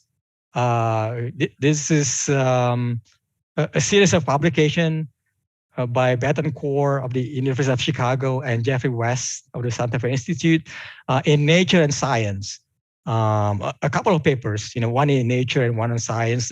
They showed that the population is the most important determinant of most characteristics of a city. In other words, everything that we care about in cities, like infrastructure, like housing and employment, okay, and wealth creation and innovation, right? They all scale. In other words, respect the power law distribution. So why don't we observe a normal distribution of cities, in terms of our population, and normal distribution on the left-hand side, right? We should observe, typical size of cities, maybe some variation, but not a lot around the mean or the median. What we instead have is the Zipf's law, or otherwise known as the power law distribution, where very many small towns, coexist with a few mega cities like the Jakartas and the Surabayas in Indonesia. Okay, so I'm gonna not skip slides, but maybe going through them without a narrative in the interest of time. But essentially, what I came up with my co-authors is first a theoretical paper that show how the Zipf's law came about, based on certain behavioral assumptions about the individuals who live in cities. The theoretical underpinning here is not equilibrium economics that rely on perfect rationality, but instead it's the notion of a bounded rationality. There's another Nobel Prize winner, Herb Simon, who actually started his career at Illinois Tech. I'm very honored that I'm teaching in the same department as he was early on in Simon's career. This is a relatively recent statement by Michael Batty, a fellow of the Regional Science Association International. And for scholars like Batty, computation is the way to go. It's the third way of doing science that perhaps is even more important than statistics, or using formal deductions like a proof or things of that nature. Okay. So we can talk about, how this all connect to regional science, and the founder, Professor Walter Eisert. This is the classic 1956 book by the regional science founder, Professor Walter Eisert, whom invited Professor Hendra Esmara in the 1970s, to the University of Pennsylvania.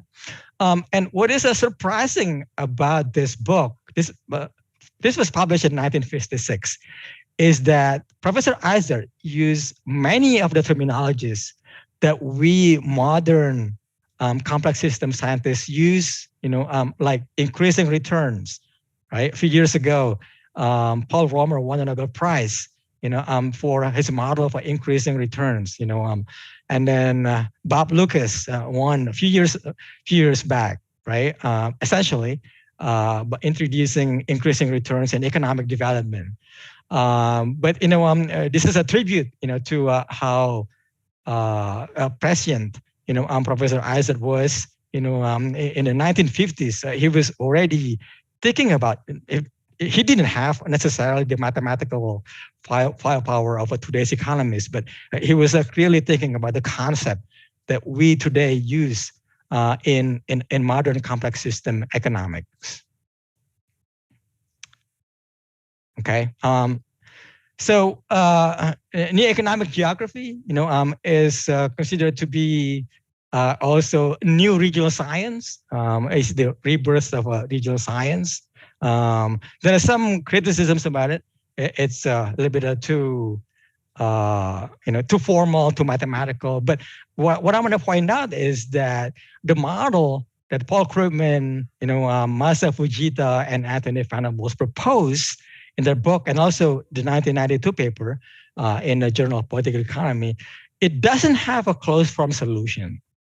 If you think about the gold standard in economics, we need to have closed form solutions.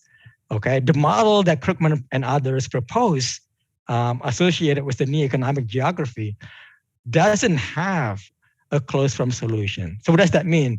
The only way that we can learn anything from a model is by using computer simulations. Okay, computer simulations is the only resort.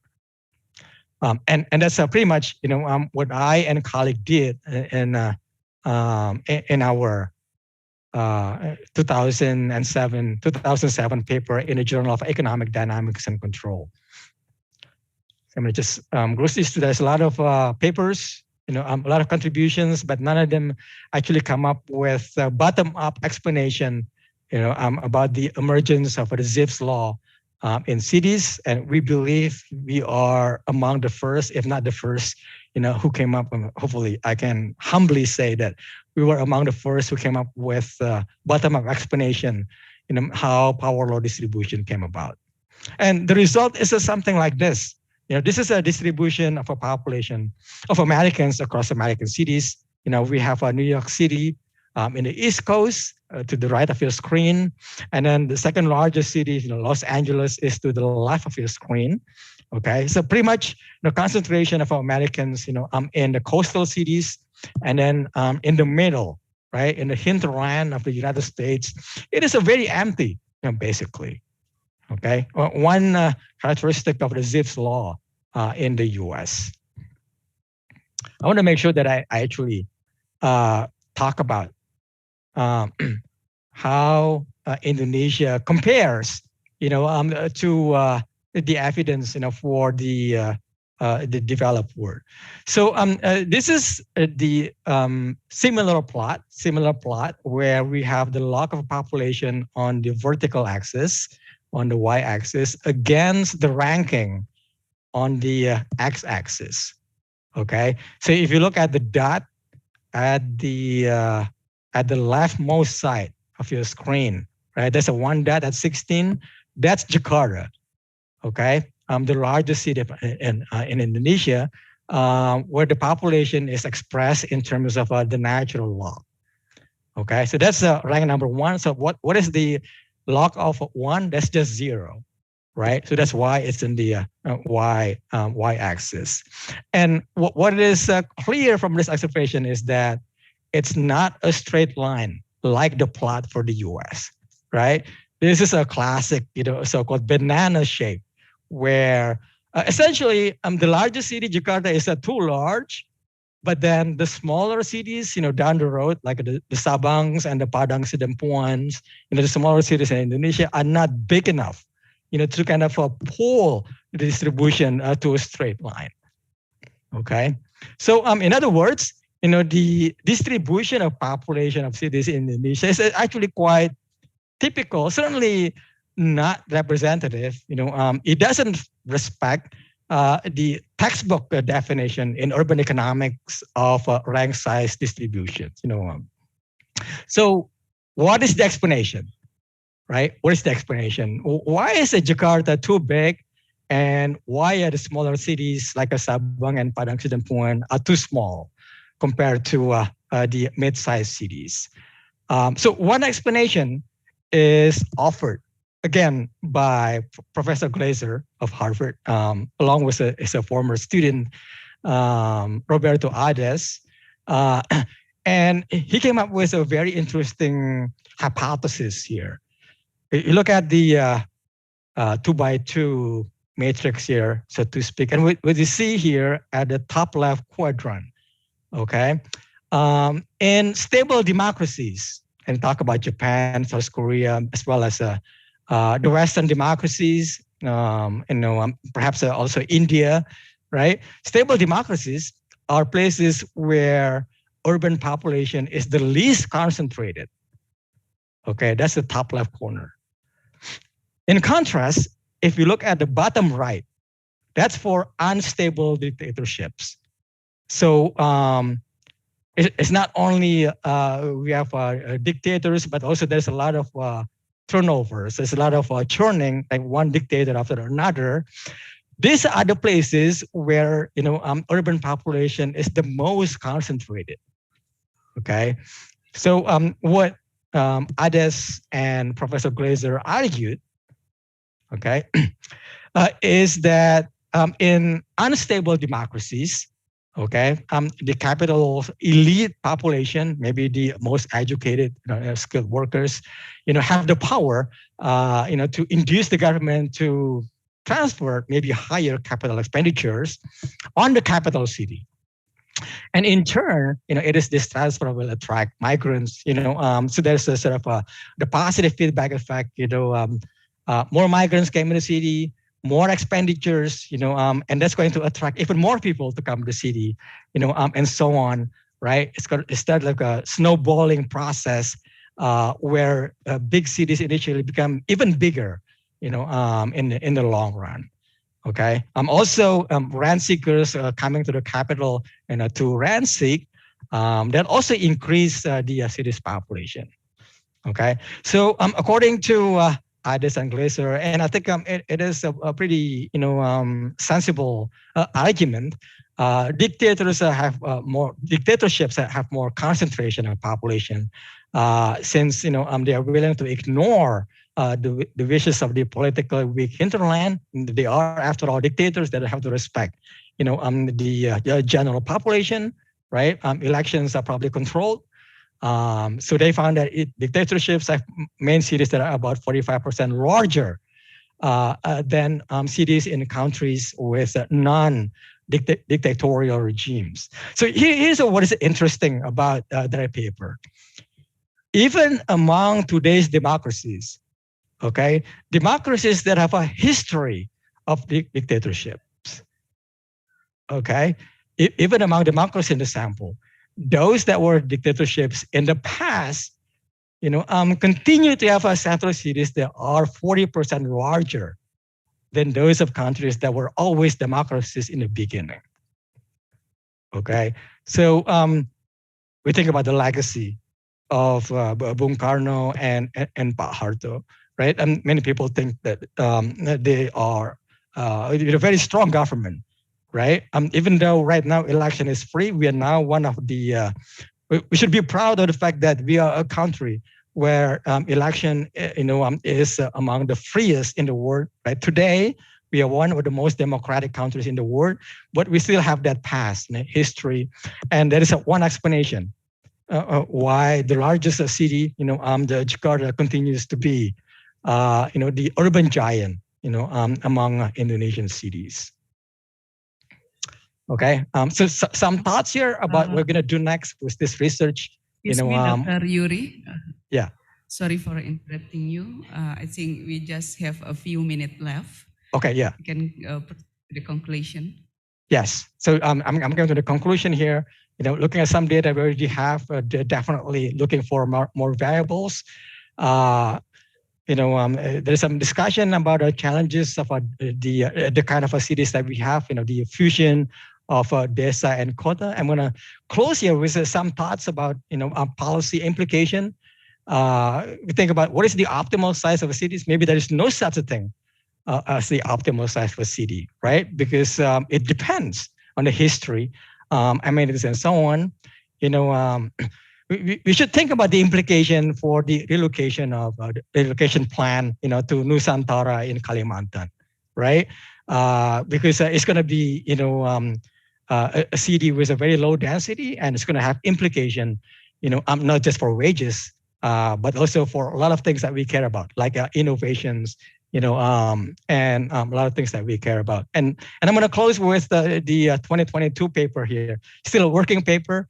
One of the authors is Professor Arya Gadu, who is now Professor of Economics at Arkansas University. And a very interesting finding here is that if you think about density is a good thing, well, they found that, on the other hand, very high density could also contribute to less community participation, right? And lower trust.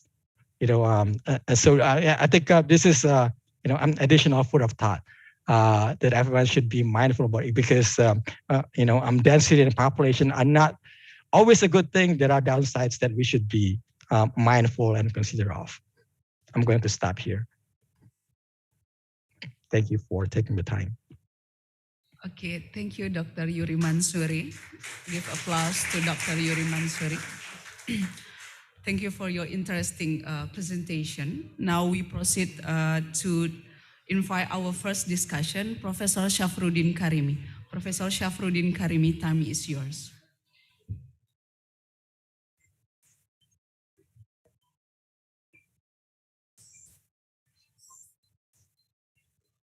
Excuse me for a while. Excuse me for a while.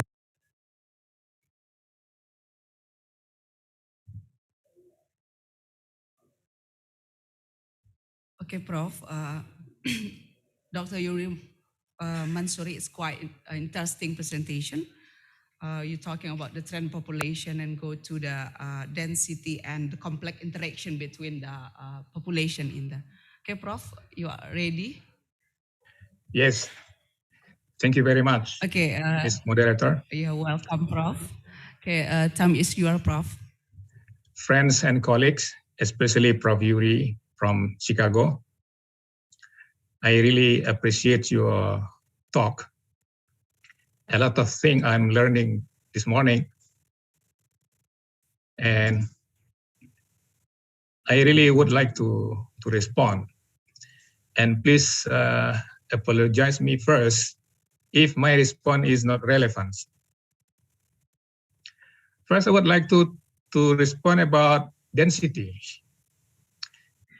It seems to me that you are in favor of higher densities. And this idea, when we study populations, there are two groups there.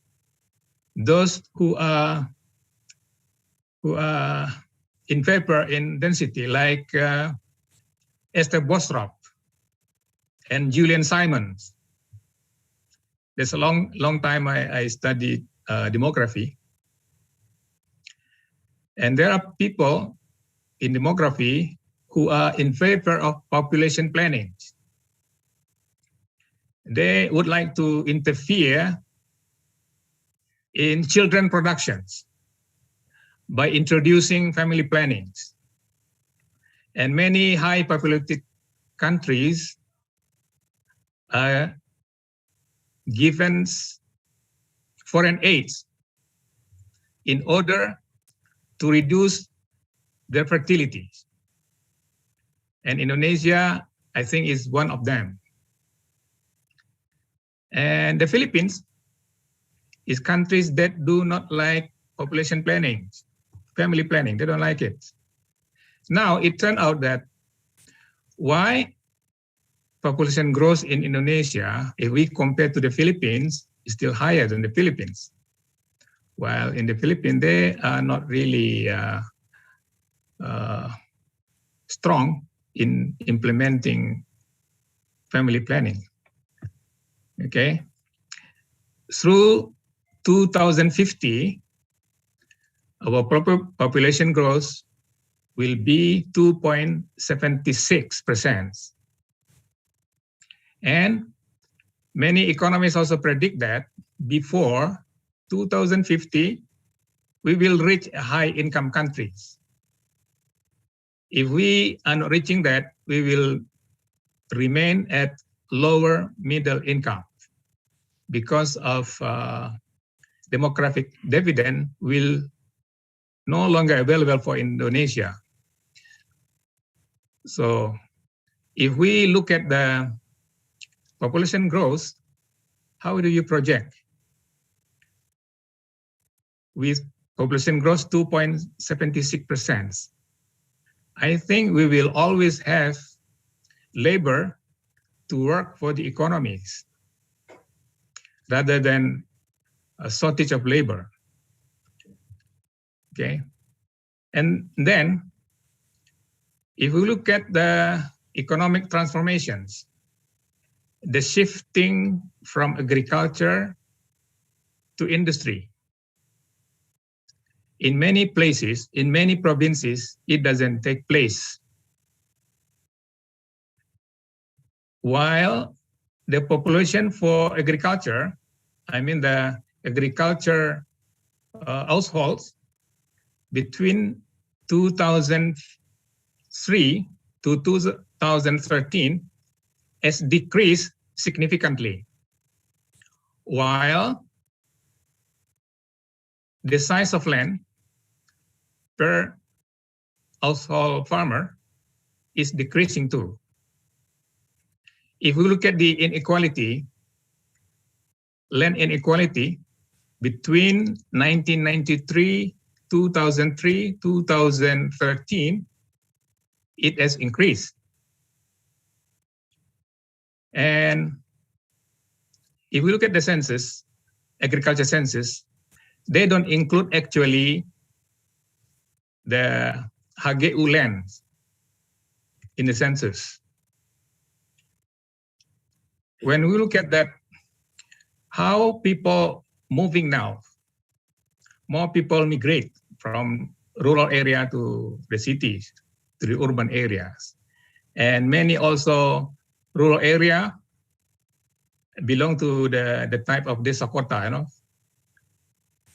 they are already belong to the municipality, but their lifestyle still belong to the lifestyle of the rural people, including Padang, for example.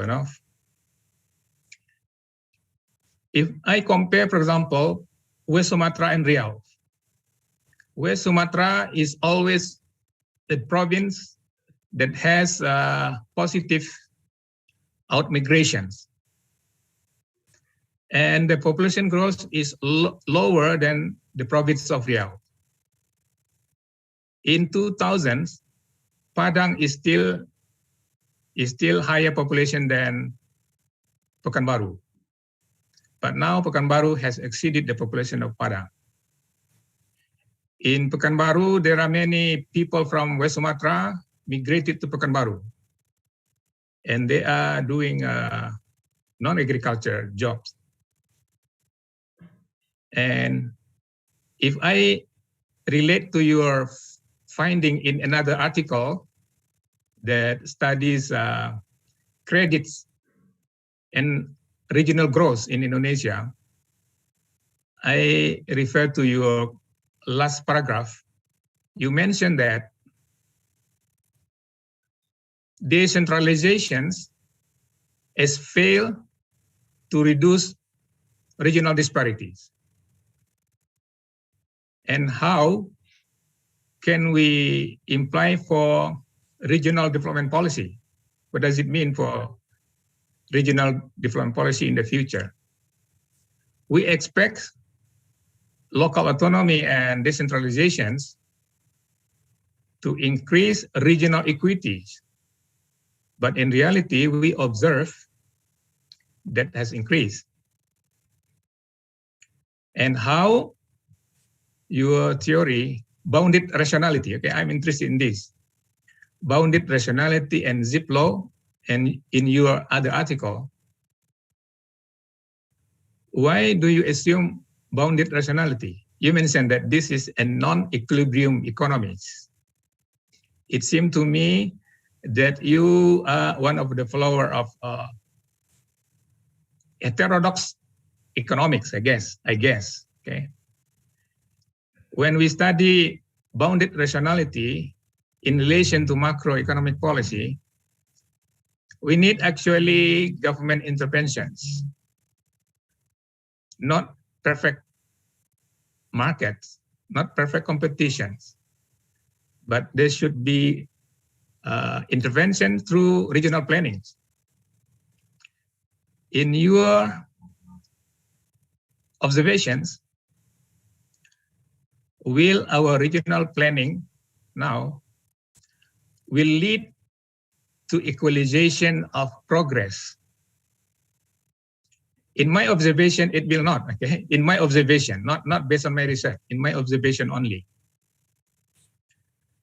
Because the money that flows to the regions,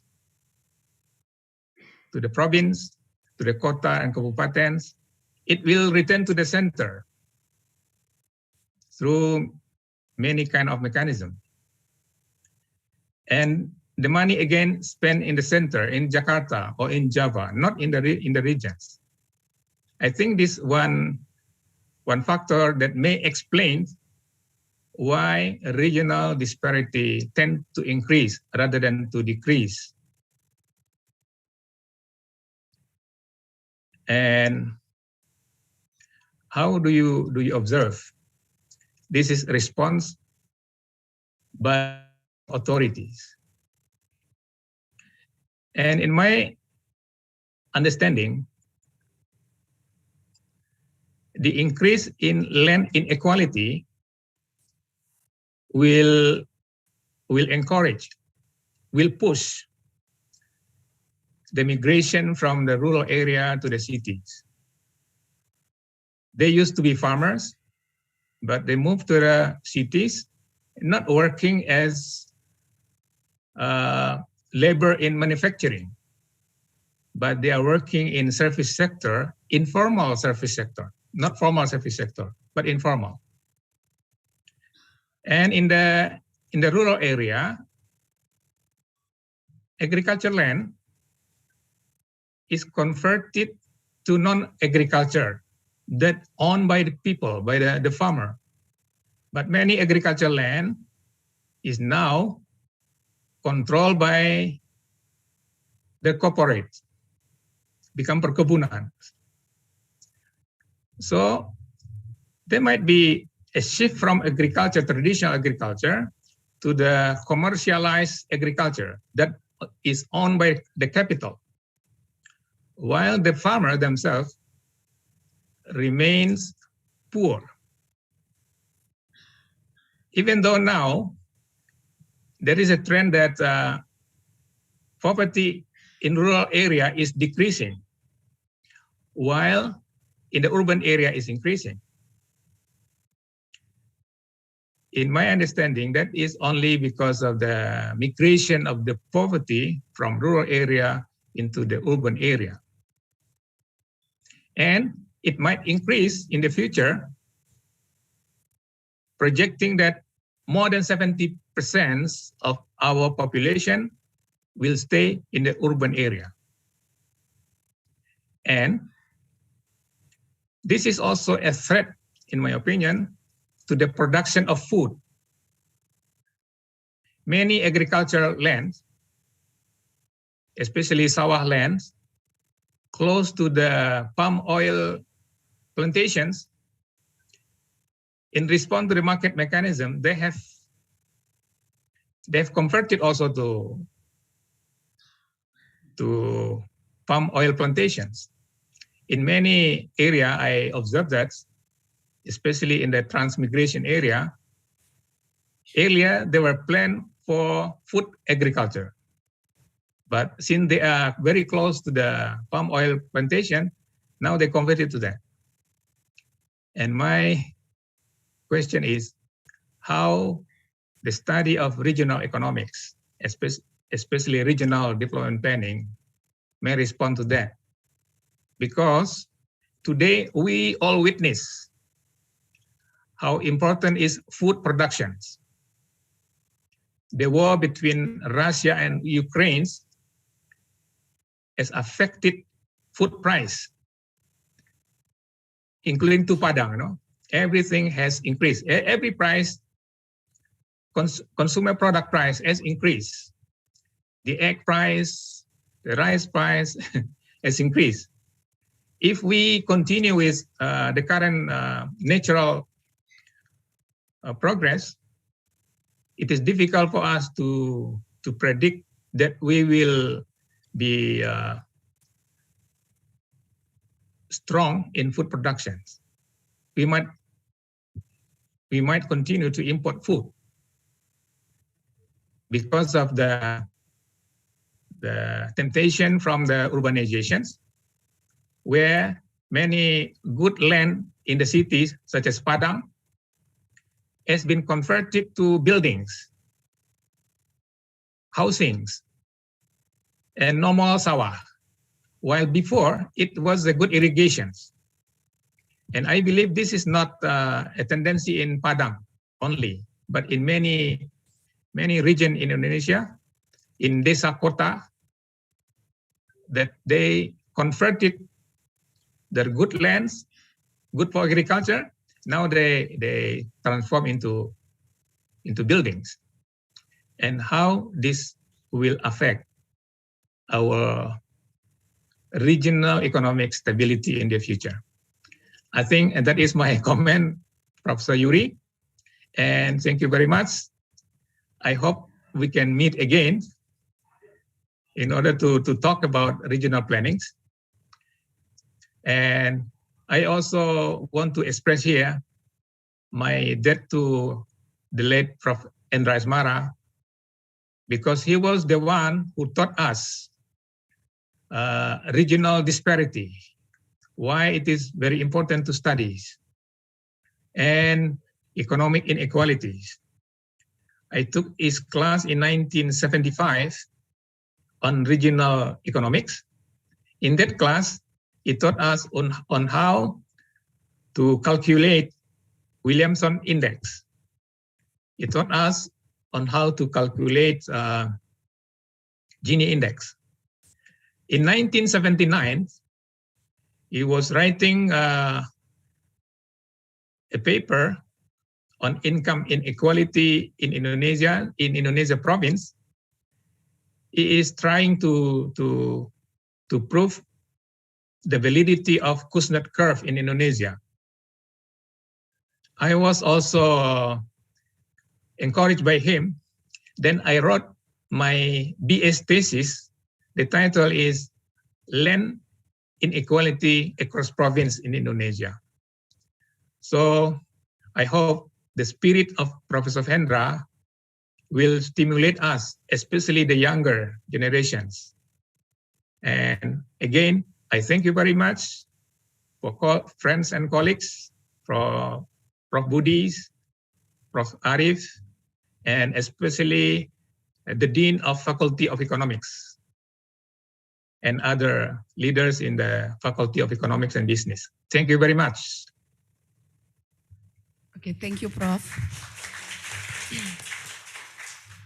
Okay, thank you, Prof. Now we proceed to Dr. Mia Amalia to give some discussion about this topic.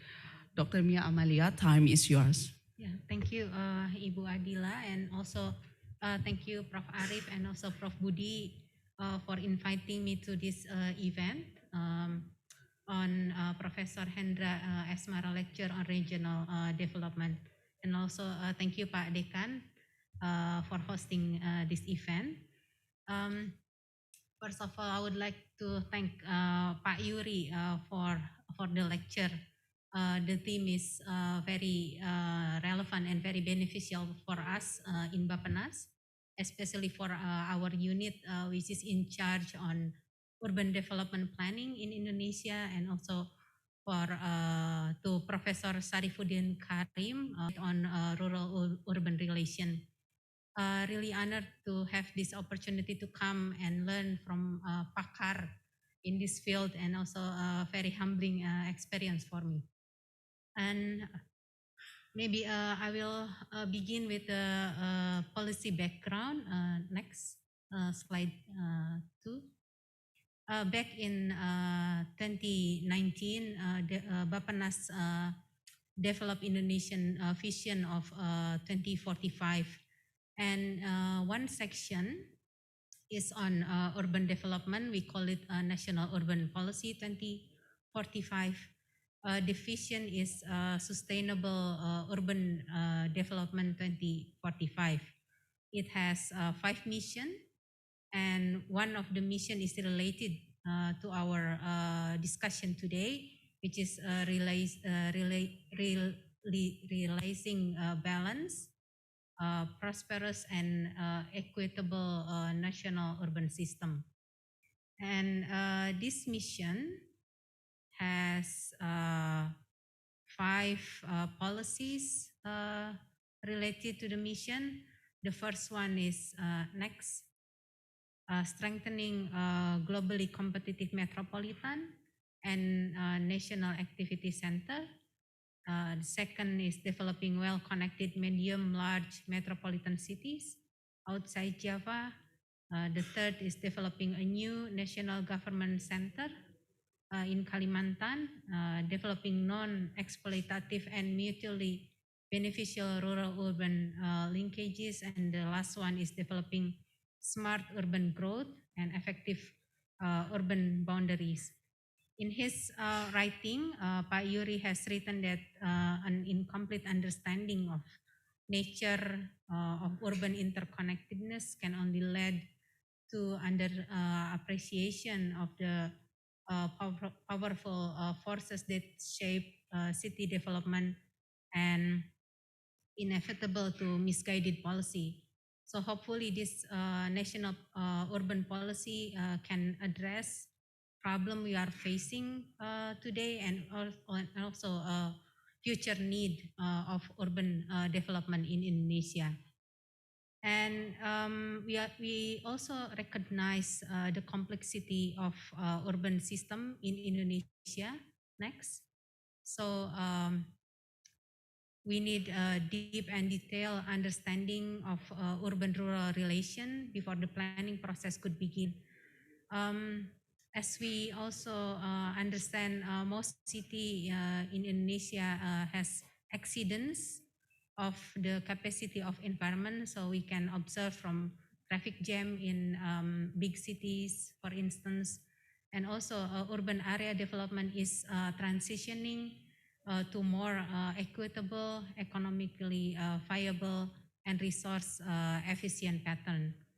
Our urban system inputs and outputs are also interrelated with with rural area, so that as we can observe in the figure here, we have currently we have two systems, urban and rural system, that are connected by flows of inputs from both system that are needed by society, such as commodities, capital, information. Nowadays, it is very important. Natural resources and also waste and pollution. Those interactions are dynamic and develop through time and through activities in both sides. Therefore, we really need to see this rising complexity created within this two system today. And Pak Yuri also add in his writing that we should really see this system through human behavior in both space, to shed light on how we can interact between these two systems, so that in the future we can have this type of contemporary city that we can plan and also develop in the future. And we can go to slide 6. Next. So according to Payuri, we have now different type of policy to be developed. The first one is the top-down policy, and the second one is the bottom-up. According to him, the top-down policy is no longer sufficient. Maybe we can try to see in one example here. If you look at the study done by Ministry of Spatial Planning and Agraria, or we call it in Indonesian ATR BPN, we can see that the top-down policies, such as assigning cities as a national activity center or as a regional activity center, is not entirely successful.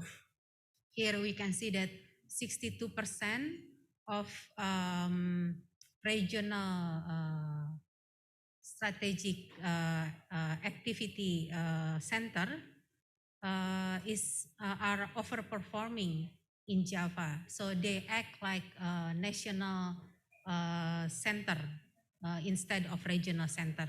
While in Outer Java, about 70% of this national center act as regional center. This type of policy can lead us into some issues. For instance, what happened in the field, this type of policy can lead to less investment needed by the region and also by the nation. And urban dweller who lives in these cities or live in this area, they receive less basic services from the local government. We could extend this type of analysis to observe more impact of agglomeration in those cities, because as we understand, the national priority area in Indonesia, we call it metropolitan area. But now the question is, do we provide enough services to people live in those metropolitan area? Maybe we should try more exercise, such as what has been taught by Pak Yuri in his lecture previously. Next. So if we use 2022 population estimation done by National Statistical Agency, we try to mimic what Pak Yuri has done for Indonesia. In the first figure, we try to plot estimated urban population data versus city rank for all cities in Indonesia. And in the second figure below, all cities are divided into 7 group of island and small islands. Metropolitan such as Jabodetabek or Mebidangro represent only by 1 dot in this figure, and but then those little figure here represent all kabupaten and kota within the delineation of the metropolitan area. So it could be overestimated as well, because we calculate all the population within the area, not only the population of the urban dwellers in the area. So if we use the equation, we can see that in general, we should do more detailed analysis later on. So disclaimer that it is a very quick analysis we did, and we might need a lot of input from Payuri and colleague. But we can see that only maybe in Java, we can see that the urban system hold the GIPS law stronger compared to other region, which indicate, correct me if I'm wrong, positive impact of agglomeration economies, including accumulation of knowledge and economic of scales in production system. But we also find some kind of issues if we are using this dichotomous grouping between urban and rural. So currently, we in Bappenas, we try to analyze these two systems and try to understand more about the relation between urban and rural area. And we are now in the process of discussing that probably in the future we will not use this dichotomous grouping, but more on the degree of urbanization. We attempt to acknowledge rural urban landscape, not in a dichotomous way, but on the continuum manner. But it is now underway. Hopefully, in the future, we can better understand spatial pattern of urbanization, and it will help us in the future to formulate evidence-based and robust future urban policy.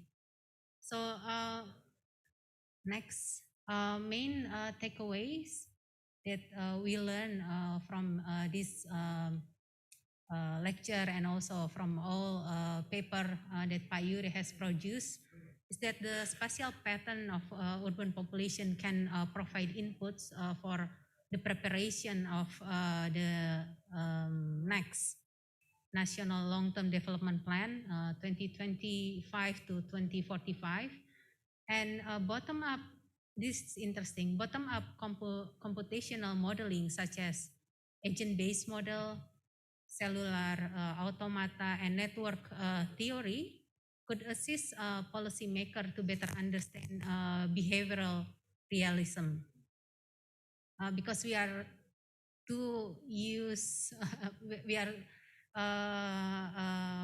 more familiar with top-down policy rather than this new bottom-up approach.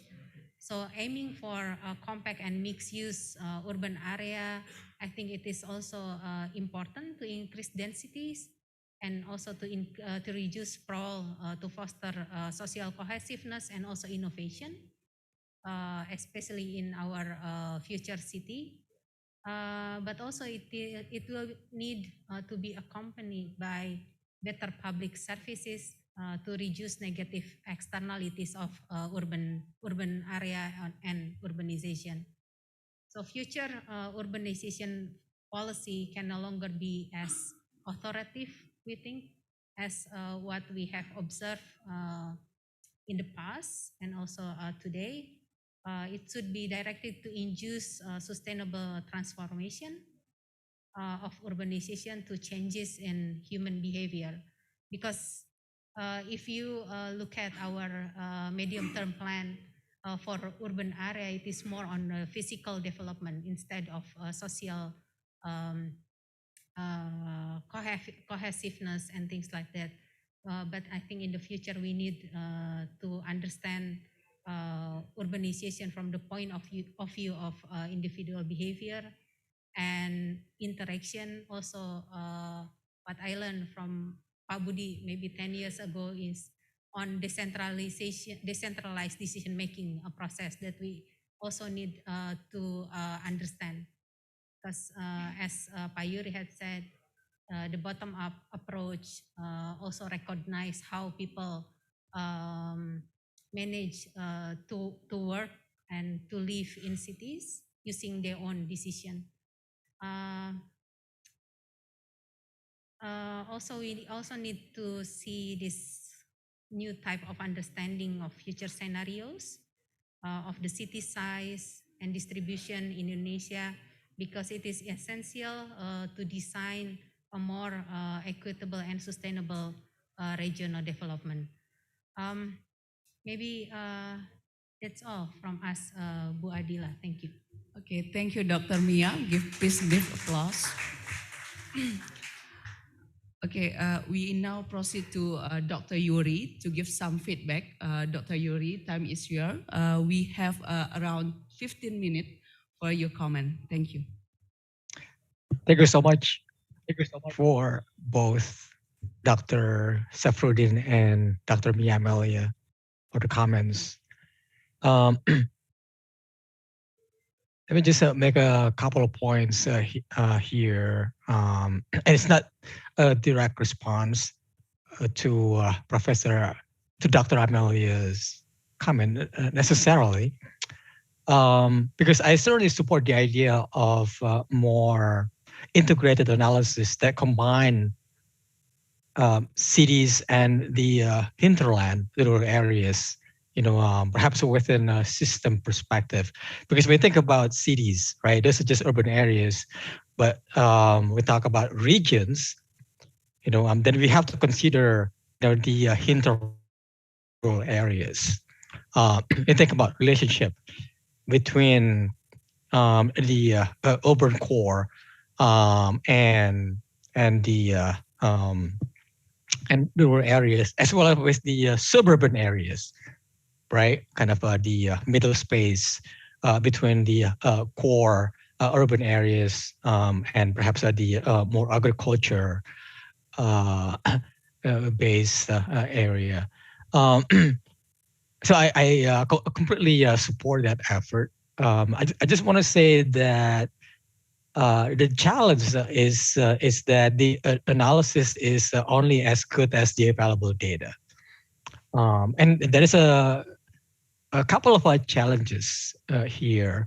One is certainly, and my colleague Adi, did his best, finding the data, but certainly we have not been able to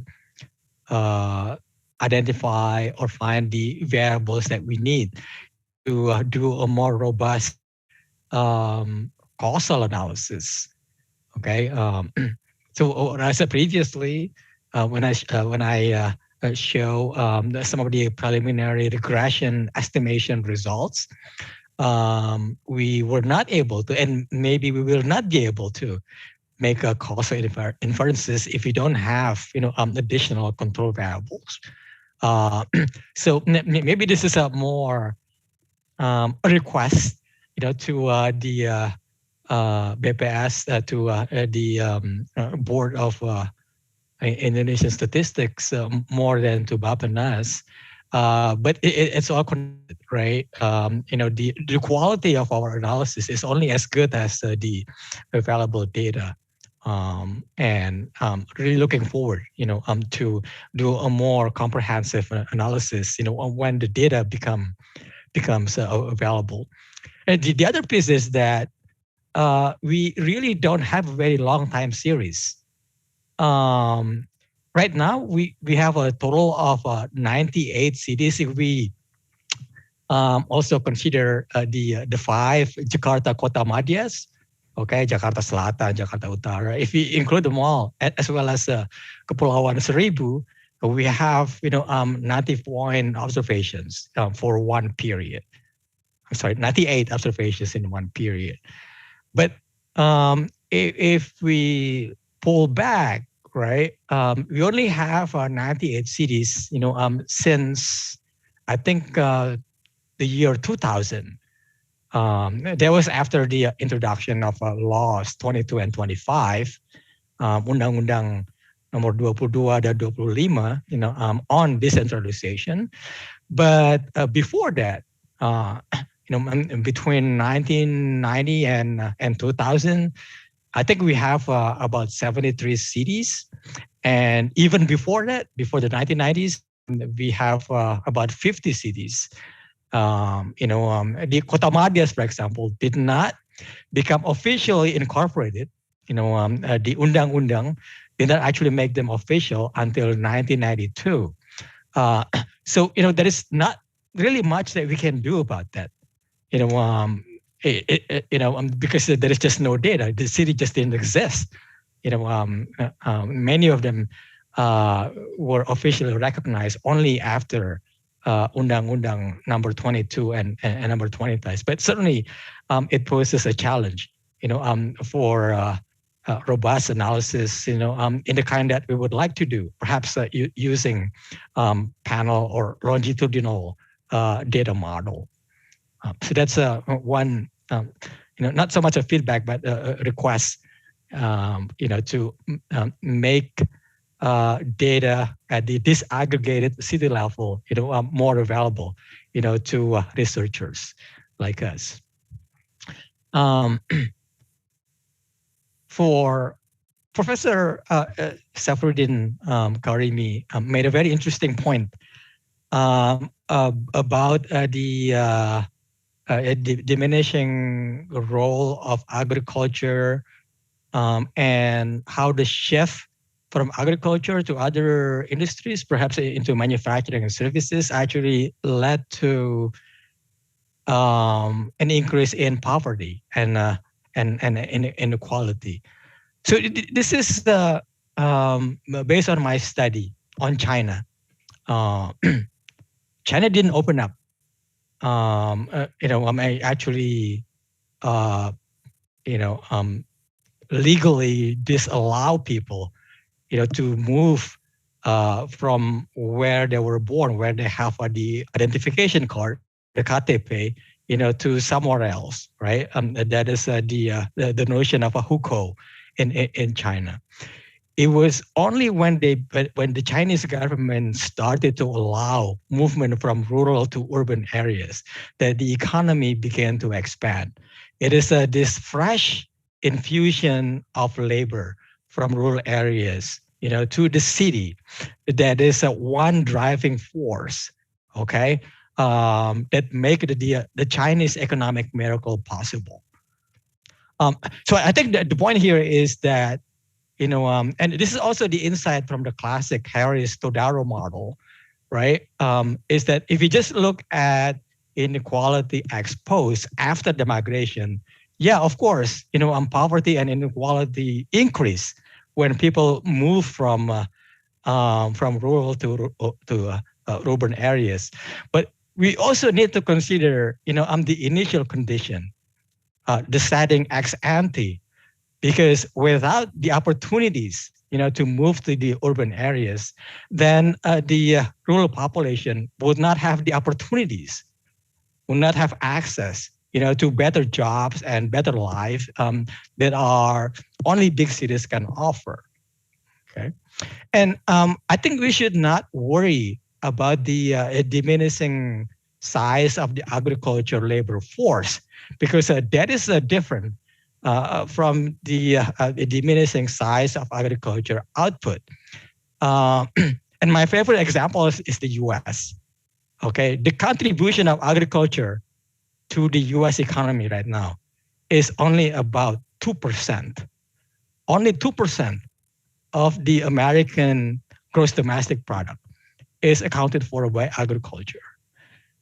And we have some ways to go, and we may not necessarily want to follow the American model. But the point is that we have to allow consolidation, among these smaller farmers to take place, right? We should allow economies of scale, to take advantage and produce more output, and in so doing, right, contribute to a more secure food supply.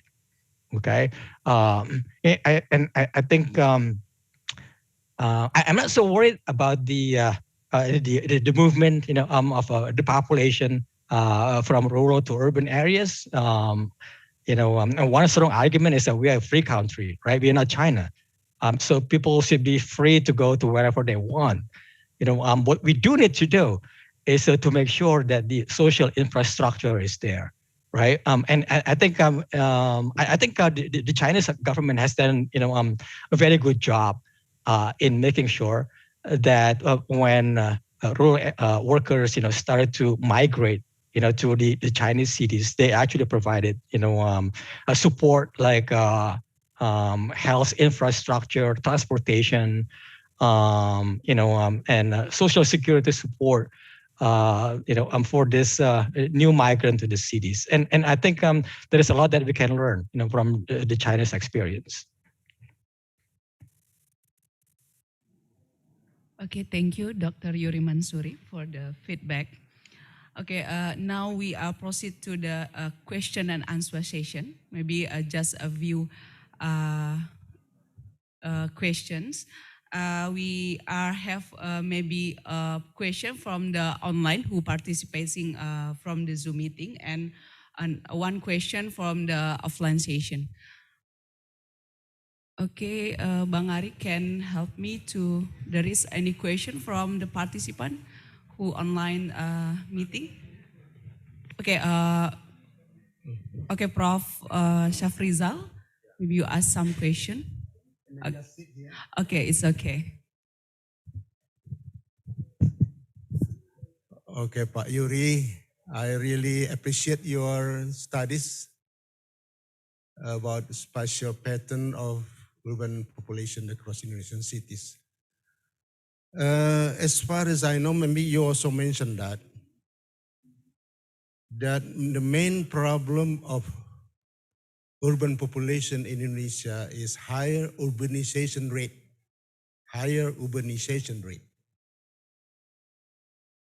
In 1970s to 80, most population live in rural area. But now, more than half of the population already live in urban areas. What does it mean? That means urban economics has become more important. Now, the interesting question here is that with the higher urbanization rate, then what is the optimal city size should be? Yeah, we have to question that. Because if the city is too big, then there are a lot of problems coming. Maybe unemployment, maybe traffic jam, very high price of land, poverty, and so on. But if the population, urban population is too low, then the growth of the city is becoming also slower. So this is the problem. So it will be interesting. You also mentioned a little bit about the optimal city size. I suggested that we can make a study on the optimal city size for the case of Indonesia. In the past, I have made small studies about the economic measurement of the optimal city size, the case of West Sumatra.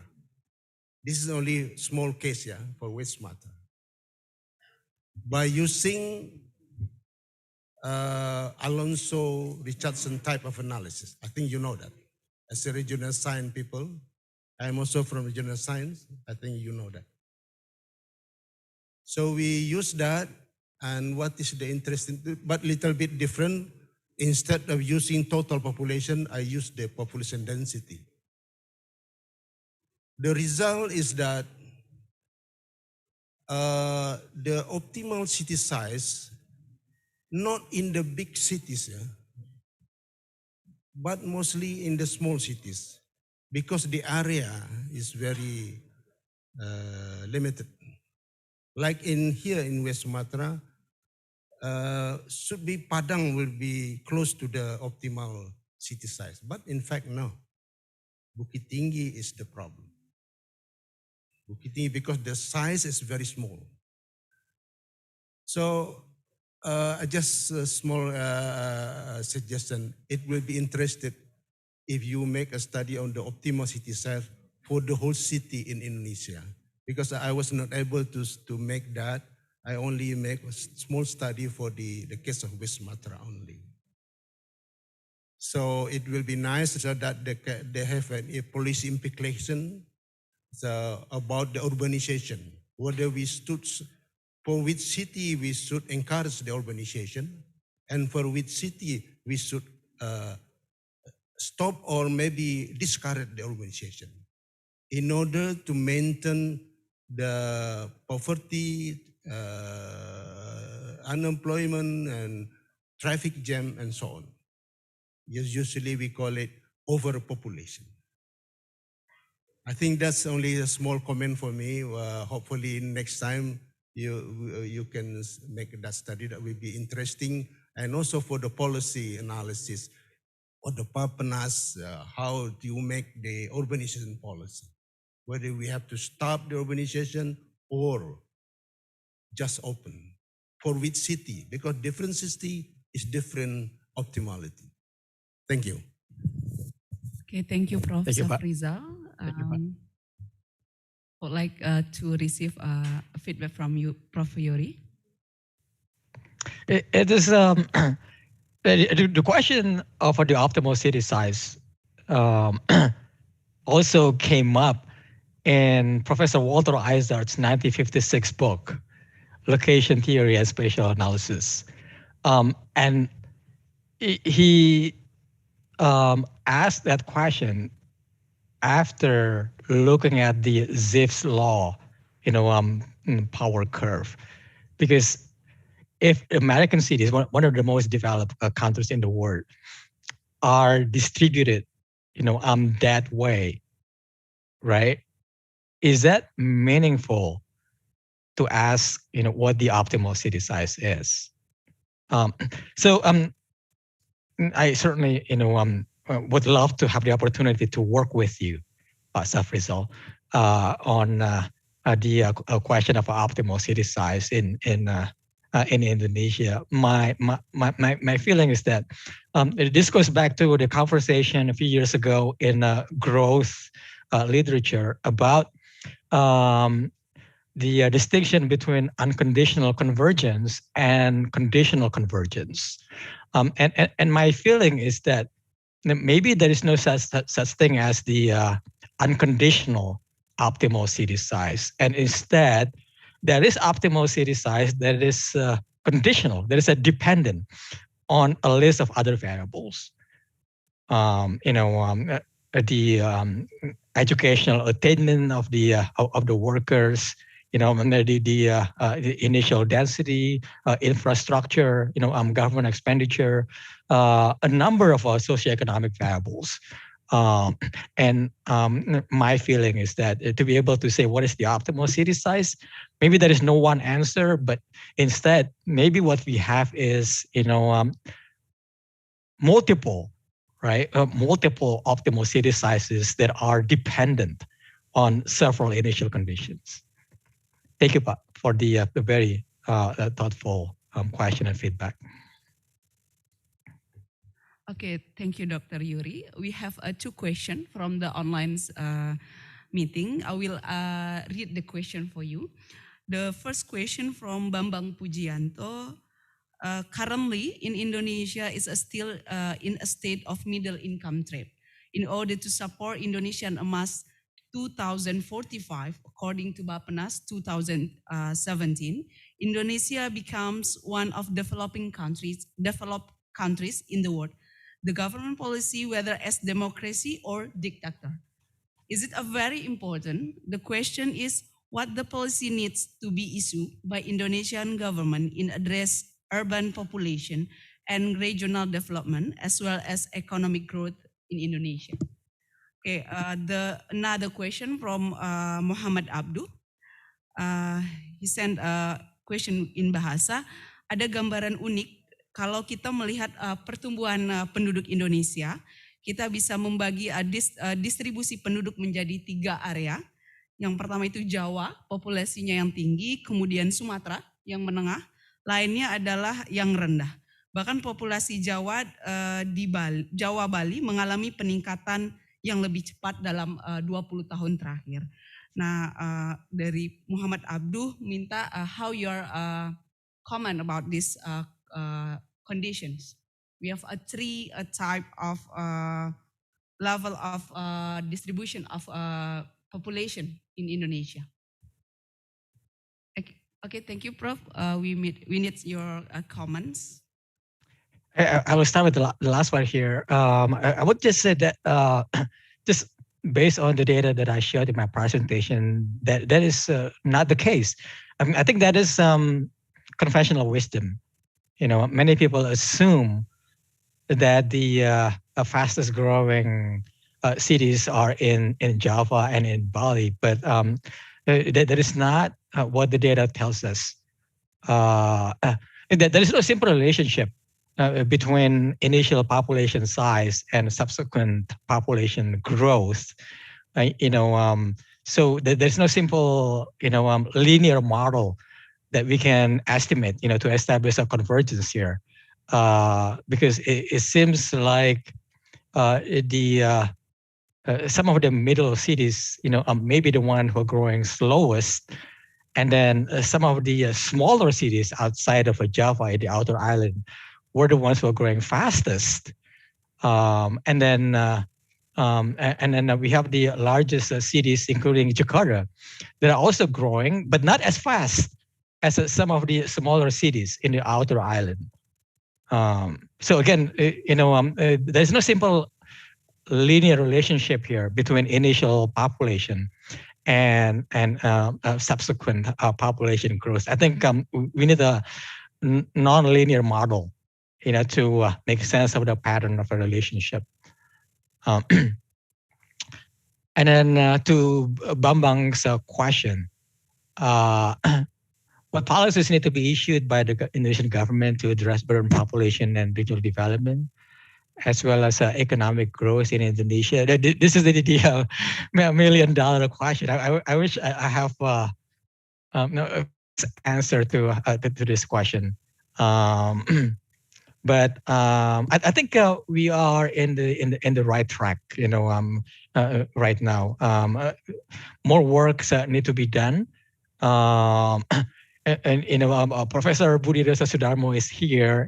He has written a very nice paper, a series of papers actually, about convergence among Indonesian regions. But I would say this: there is no, in my own study, there is just no clear pattern of relationship, between initial GDP per capita and subsequent growth. The evidence, according to the study that I published in Applied Economics, is quite mixed. And what that means in terms of regional development policy is that we should definitely do more, to promote economic development in regions, in particular the less developed economies outside of Java. I know the notion of moving the capital city to Kalimantan is a highly political and controversial topic. But I would say this: if the goal is to promote more balanced regional development between Java and the outer island, I think that maybe, I'm not very cautiously say this, maybe that is one way to do it. There is a lot of things that we still need to do to ensure there's going to be a successful relocation program. But we look at other places that have done a similar relocation of a capital city. South Korea that I'm familiar with. When they move some of the government offices to Sejong City, have been quite successful. Okay, I think that is one instrument that we should take into serious consideration. If we really care about addressing regional inequality. Okay, thank you, Dr. Yuri. Because of the limited of time, we end the question and answer session. Finally, we come to the end of part of our lecture. We are thanks again to our presenter, Dr. Yuri Mansuri, our discussant, Professor Syafruddin Karimi and Dr. Mia, and our participant, online and offline. I would like to say thank you for your attention. Assalamualaikum warahmatullahi wabarakatuh. Waalaikumsalam warahmatullahi wabarakatuh.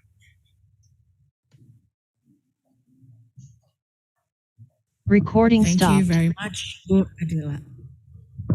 Thank you very much, Bu Adila, as a moderator, and also our discussants, Professor Syafruddin Karimi and Ibu Mia. Thank you very much, Ibu dan Bapak, and also our speakers today. Ladies and gentlemen, thank you also for the participant from the discussion that really bring the idea, and also we bring something to what we call it regional development in Indonesia itself. Before we close, we would like to invite Dr. Enrizal Ridwan to deliver a closing statement for today's event. Silakan, Bapak.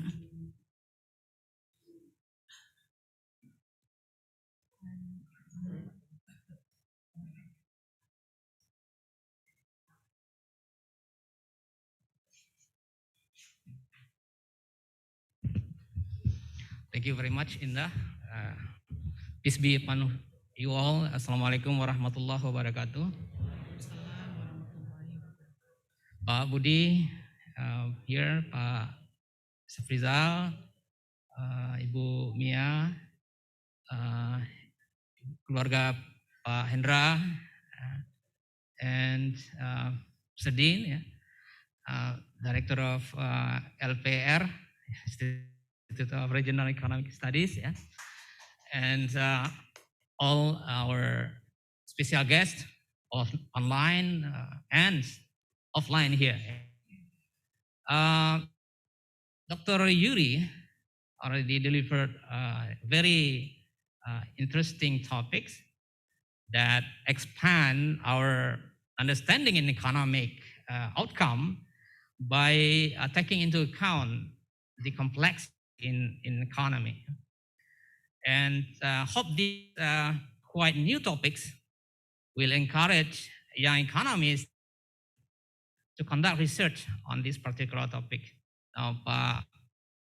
Professor Hendra Esmara already started with regional income inequality or income disparities, and now is our time to proceed forward by taking into account this complexity into that regional disparities topics.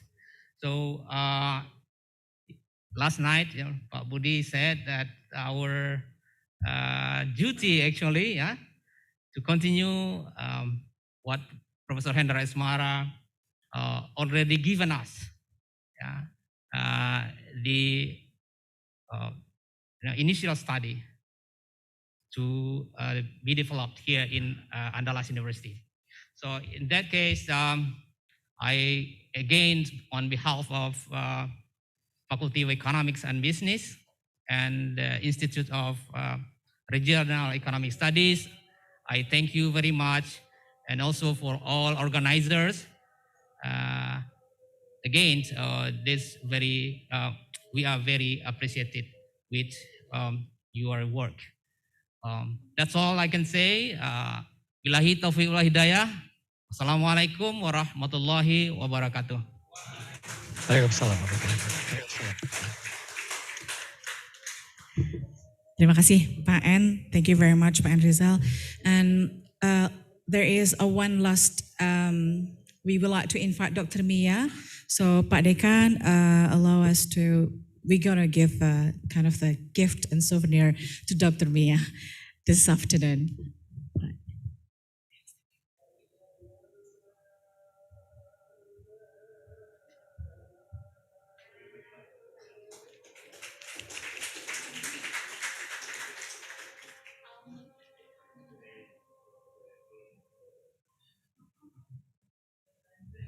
Ya, terima kasih Pak Dekan dan Ibu Mia, dipersilakan kembali ke tempat.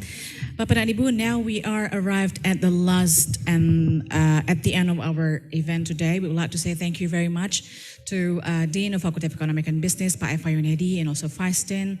And we also would like to say thank you to Professor Yuri Mansyuri and Pak Budi. Terima kasih Bapak. And we would like to also thank you very much to keluarga besar Bapak almarhum Hendra Esmara, terima kasih Bapak Ibu dan juga keluarga besar. Kemudian kami juga mengucapkan terima kasih kepada Prof. Syafruddin Karimi, terima kasih Prof. dan Ibu Mia Amalia dari Bappenas. And we would like to also thank you very much to Professor Arif Ansori Yusuf that has been open this event today. Dan tentunya juga kepada tamu undangan dari Bank Indonesia, dengan dari OJK dan juga Bapak Ibu dari Bappenas, kami ucapkan terima kasih.